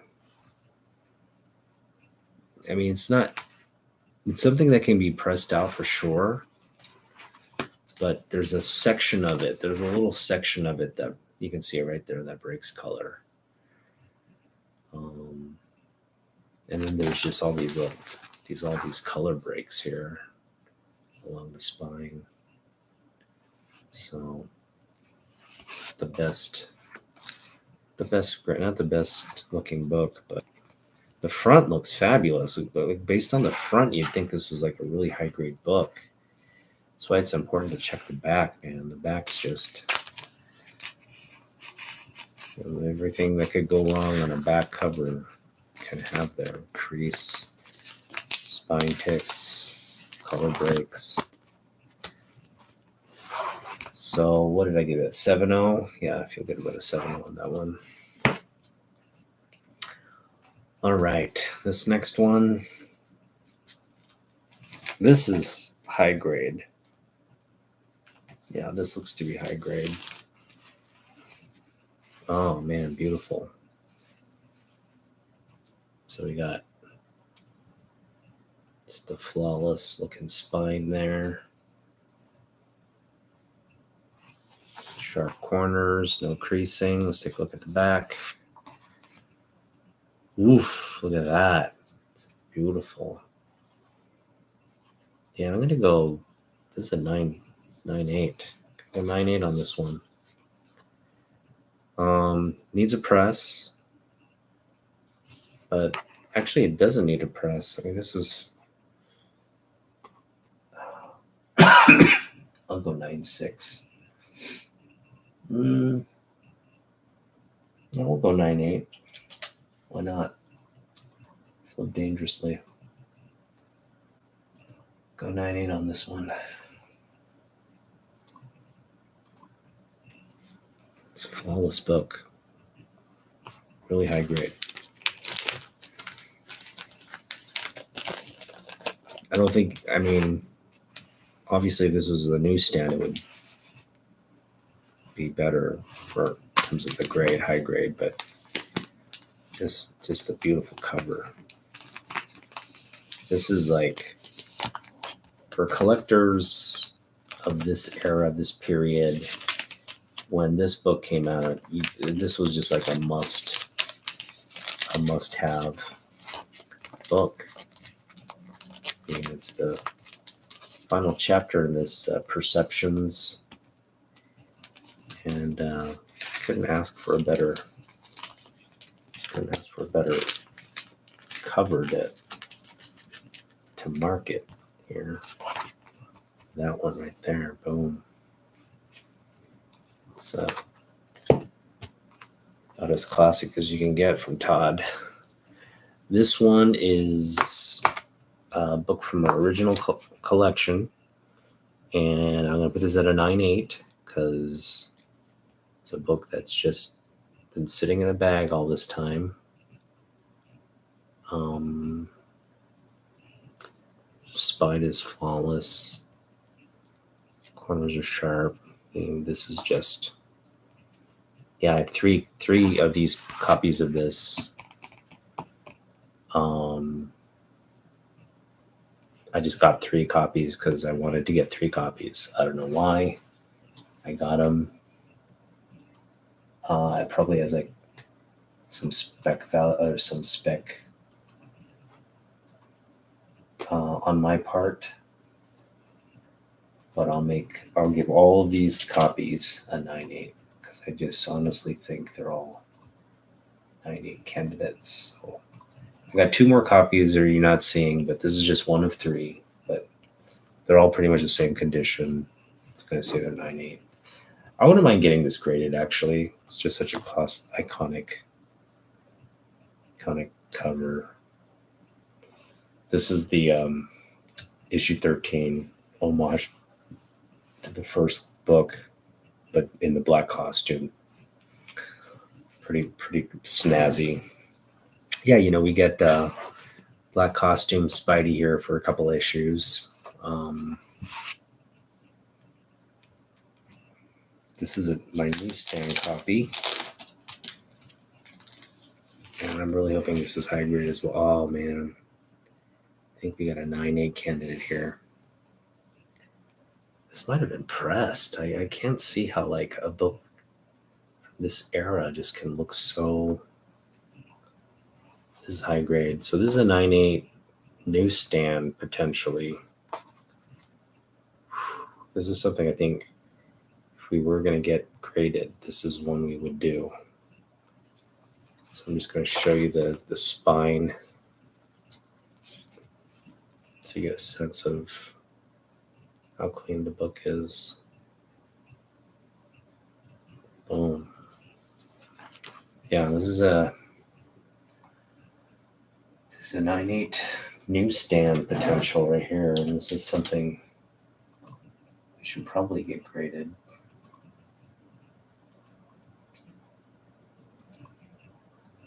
Just think books like this, they're just so overprint. This run was so overly printed. If it's going to have any kind of wait, I'm seeing something here. So I think this book was pressed. We got some residue right along. You'll see it right there. See that residue? You can definitely feel it. I'm feeling it right here. And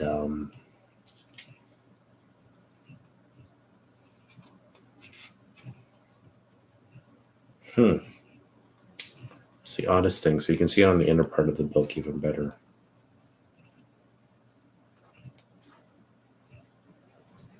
Maybe you can't see it, but it's there, trust me. I mean, it's nothing.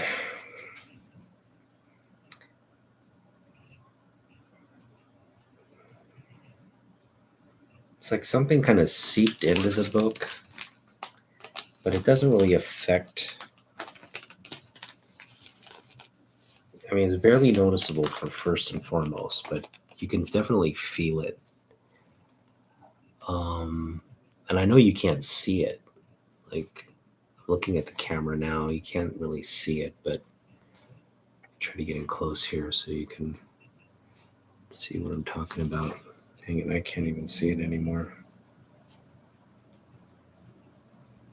Well, anyway, you gotta just trust me. It's still high grade.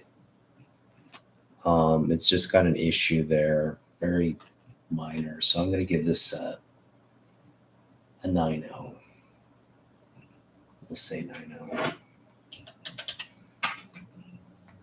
Not a 9.8, unfortunately. That would have been great if it was a newsstand 9.8. All right, so got 3 more books.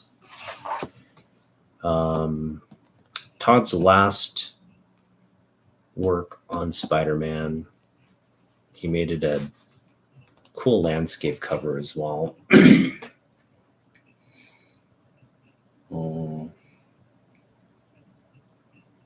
This is issue 16, both direct copy editions.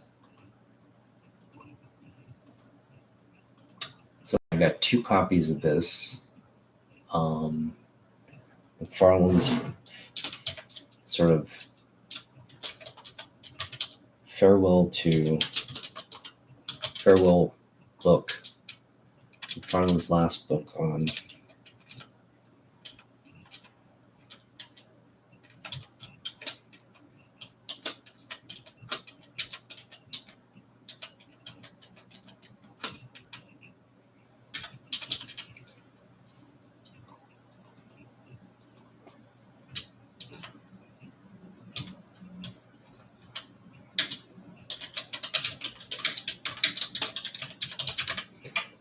is really his last book on Spider-Man.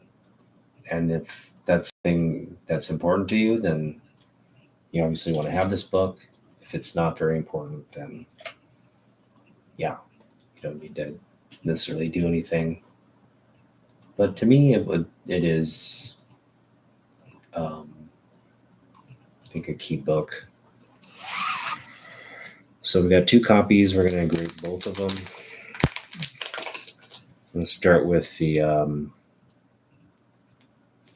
geez, how do I do this? I'm going to start with the bottom, the back copy. I think this is the one with the issues. Yeah. This one needs a press. And let me just show you what they're talking about here. Got some, I mean, nothing major. It's still high grade. We got just some spine ticks there. Very minor color break. We got just a lot of, yeah, see those issues there? The light, you can see them. They're all pressable. It's just been handled. Let's see here. What do we got? Oof, look at that. Splash page with the Juggernaut. Todd just hitting you with freaking goodness here in this last issue. Boom. Sabotage. Got an X-Force appearance here. We got look at that.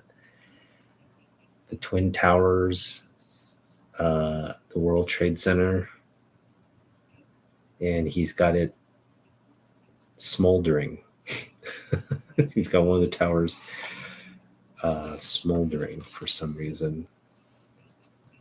That's kind of a cool factoid. Got a cable. Nice cable splash page there. Jeez, talk about your 90s freaking goodness here. X-Force in full effect. So that was cool to see. So this book needs a press. But nothing major in terms of color breaks. I'm going to put it at an 8.5. And with the press, it should be a near mint book. It's pressed correctly. So that's our first copy. And then we'll go with this is, I think, the better copy. And yeah. Well, debatable. This one also has similar issues. It needs a press. It's got a little scuff on the corner there, though. So, I mean, at the end of the day, after the press, they're very similar. Yeah, I mean, I think at the end of the day, that other one is actually better conditioned because this one has that. There we go. It's got a little bit of a scuff there, whereas that other one doesn't. So, I mean, all things equal, if we were able to press out all the sort of the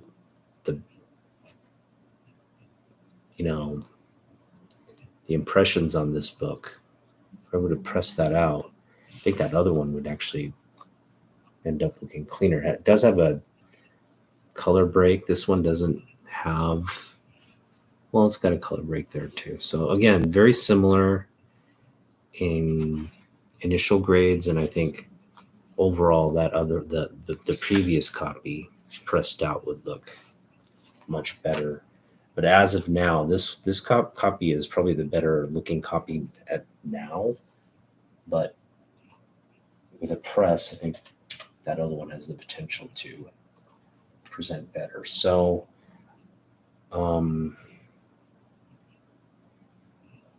yeah, I'm going to put this at an 8.5 as well. And they both have potential to be in the 9s. I'm going to say this one is probably a 9.0 candidate, whereas the other one could potentially get as high as a 9.4.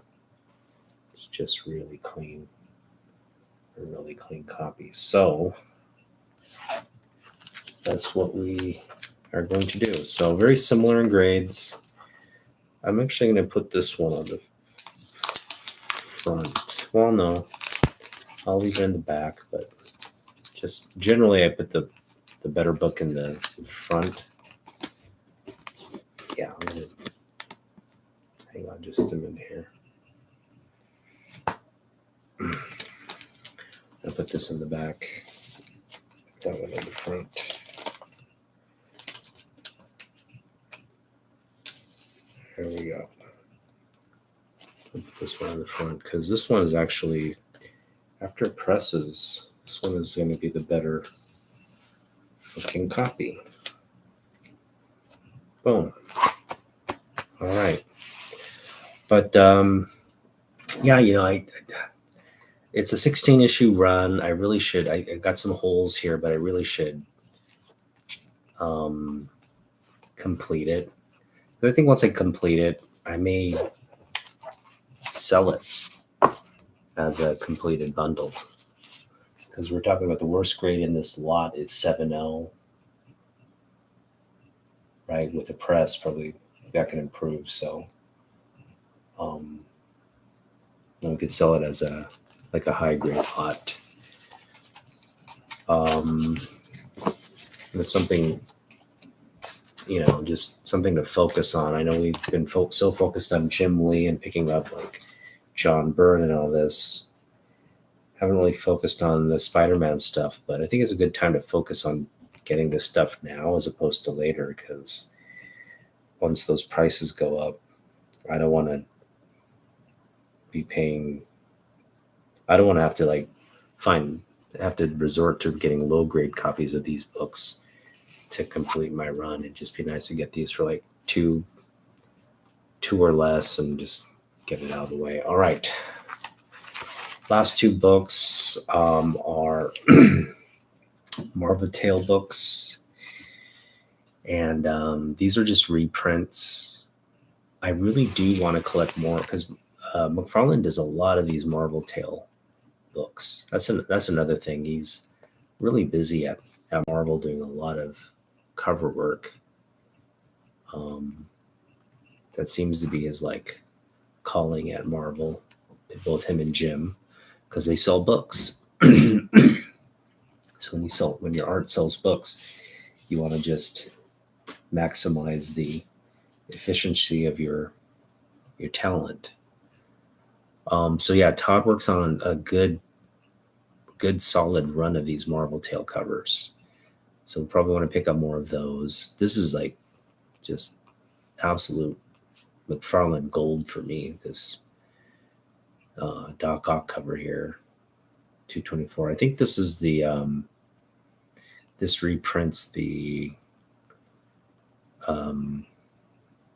ASM 50 something, which I think I have the book, to be honest. I think I might have the original of this, but let's start with this one. This is a beautiful copy, near mint. Hasn't been pressed, but really doesn't need a press. Got the white cover, so there's a couple spine ticks there. Not going to see any color breaks on that. There's a spine tick there on the yellow. Doesn't break color again, so nothing major. I'm gonna go 9. This is a 9.0 copy. Back is really flawless as well. Yeah, I'm not seeing any issues on the back. Pretty clean. Nothing breaking color. Got a couple spine ticks. So overall, this is probably a 9.4. Go 9.4 on this one. Really clean book. And I do want to collect more of these Marvel Tales. I figure sort of the key ASM run books. It'd be nice to have those, the reprints of those, since I can have the original, get the all the classic reprints, and do them from my collect, get the reprints from my collecting era is what I'm trying to say. This one is, I'll say, 9.4.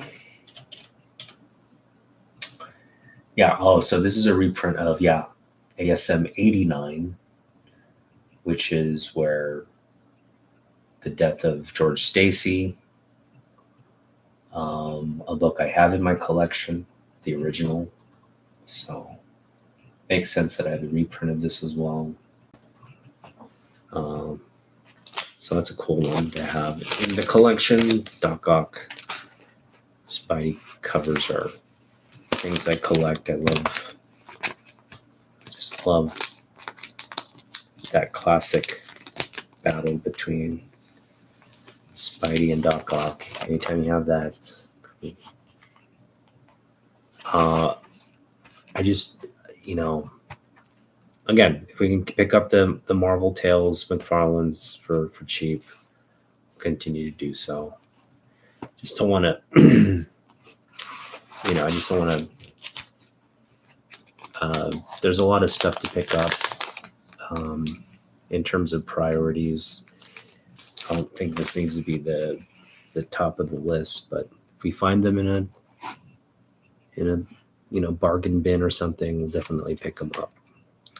This one has a little bit of a crease there, but doesn't break color, so it needs a press.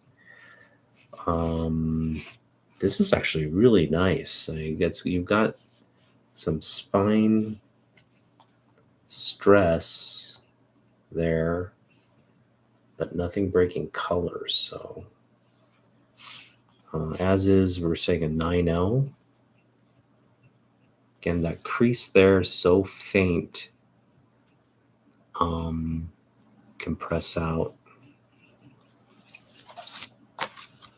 Yeah, back looks great as well. We're going to go 9.0 on this. Newsstand 9.0. This is 235. Something I did not.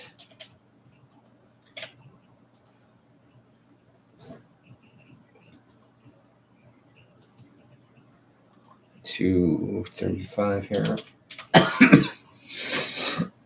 What is this? 1990,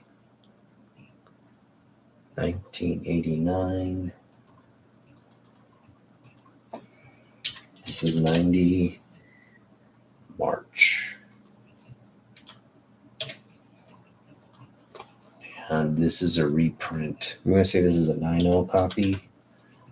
Newsstand. This is a reprint of, let's take it out, check it out. Yes, classic. It's a reprint of, what does it say here?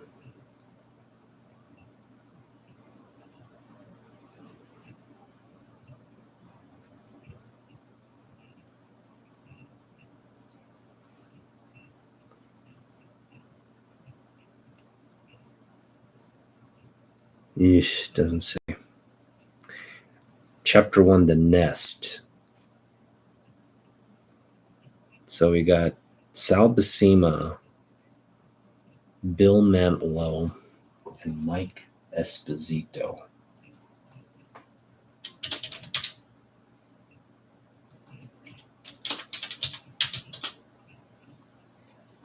And Bill Mantlo. This is a reprint of, I wish it would just say on the cover here. Don't make me look it up, please. But it is a reprint of an X-Men appearance, it looks like. It's kind of cool.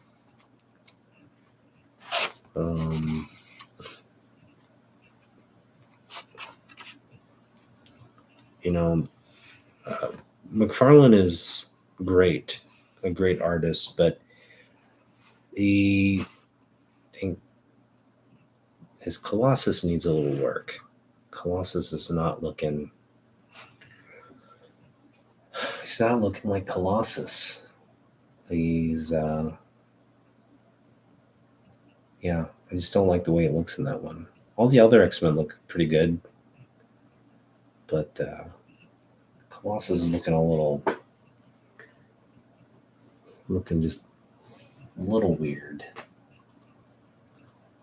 I just wish I knew what this freaking issue was. I guess you just have to look up Marvel Tales number 235.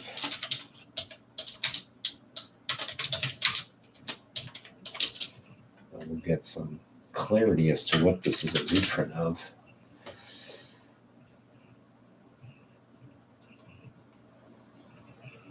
Here we go. It's a reprint of the story from Marvel Team Up. That's why it's Marvel Team Up. Okay. So that's why you got the X-Men. Reprint of Marvel Team Up, annual number 1.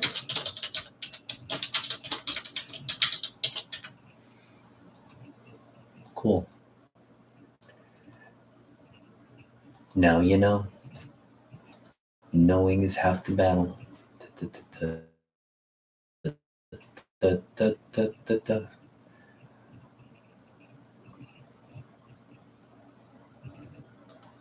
All right, so what are we going to do with this book? We said it's a 9.0. Yeah, feel good about the 9.0. Doesn't need a press, but I don't know if we'll ever get this book pressed. Someday. That's our long-term project, right? Kind of make these notes and prioritize the ones that need. I'm marking the ones that need a press. Just kind of go through the books again as we come back. So 12. Hang on. Here we've got 14, 13, 12, 16, 10, 9, 6, 5, 2, 1, ASM 400, 374, Ghost Rider reprint.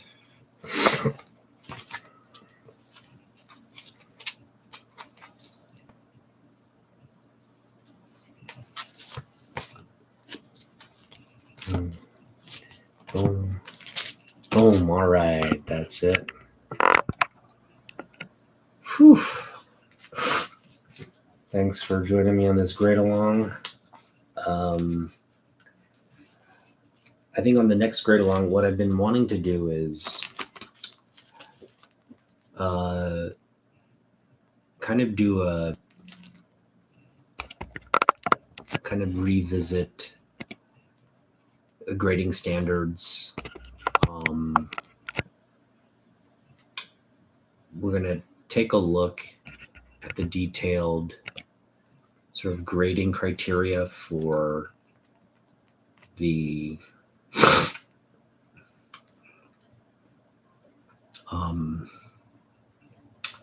comic book price guide, the names that come into me.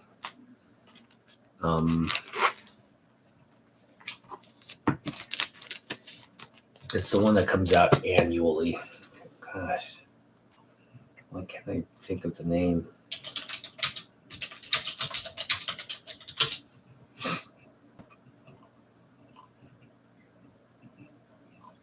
Overstreet. Excuse me. Overstreet. We're going to take a review sort of the standards or the criteria for Overstreet in terms of the grades and compare it to CGC Now they're very similar, but they don't align, especially in the higher grade tier. CGC has sort of these like separate standards for the numeric system, whereas I think Overstreet has a more broad what is near mint plus versus near mint versus near mint minus. So we'll kind of do a comparison of those grading criteria. I have it in my head a little bit, but it's always good to kind of go over that information, really kind of suss it out, talk about it, and have it really ingrained for the higher grading aspects, and to see the contrast. So have a little bit of the CGC standards there in mind, as well as the Overstreet standards, kind of compare how they're different, and apply those standards moving forward on this project. So we got a lot of books done today. These are pretty much outside of the couple Spawn issues that I have. This is the bulk of my like McFarlane Spiderman stuff. And yeah, thanks for joining us on that. Now remember, tomorrow we got our unboxing. We're going to unveil the books from our recent haul, where again Naman Young and I met up at Dream Strands, got to hunt, just meet up, hunt for books, and he and I are going to try to do that at least one more time before he leaves for the East Coast again. And we'll reveal those books tomorrow. I'm probably going to have an opportunity to go comic book hunting tomorrow. Somewhere real close. I might go to Mill Geek. I'm trying to, I'll probably hit up Mill Geek. I really wish Jeff's was still around.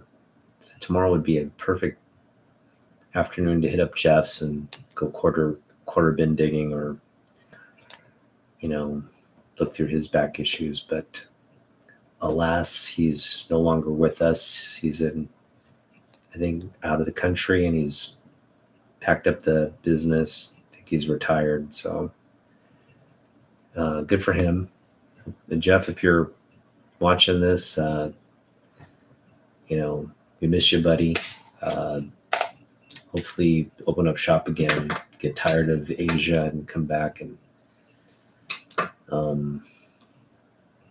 but we're probably just enjoying Mai Tais on the beach and stuff there, so enjoy that.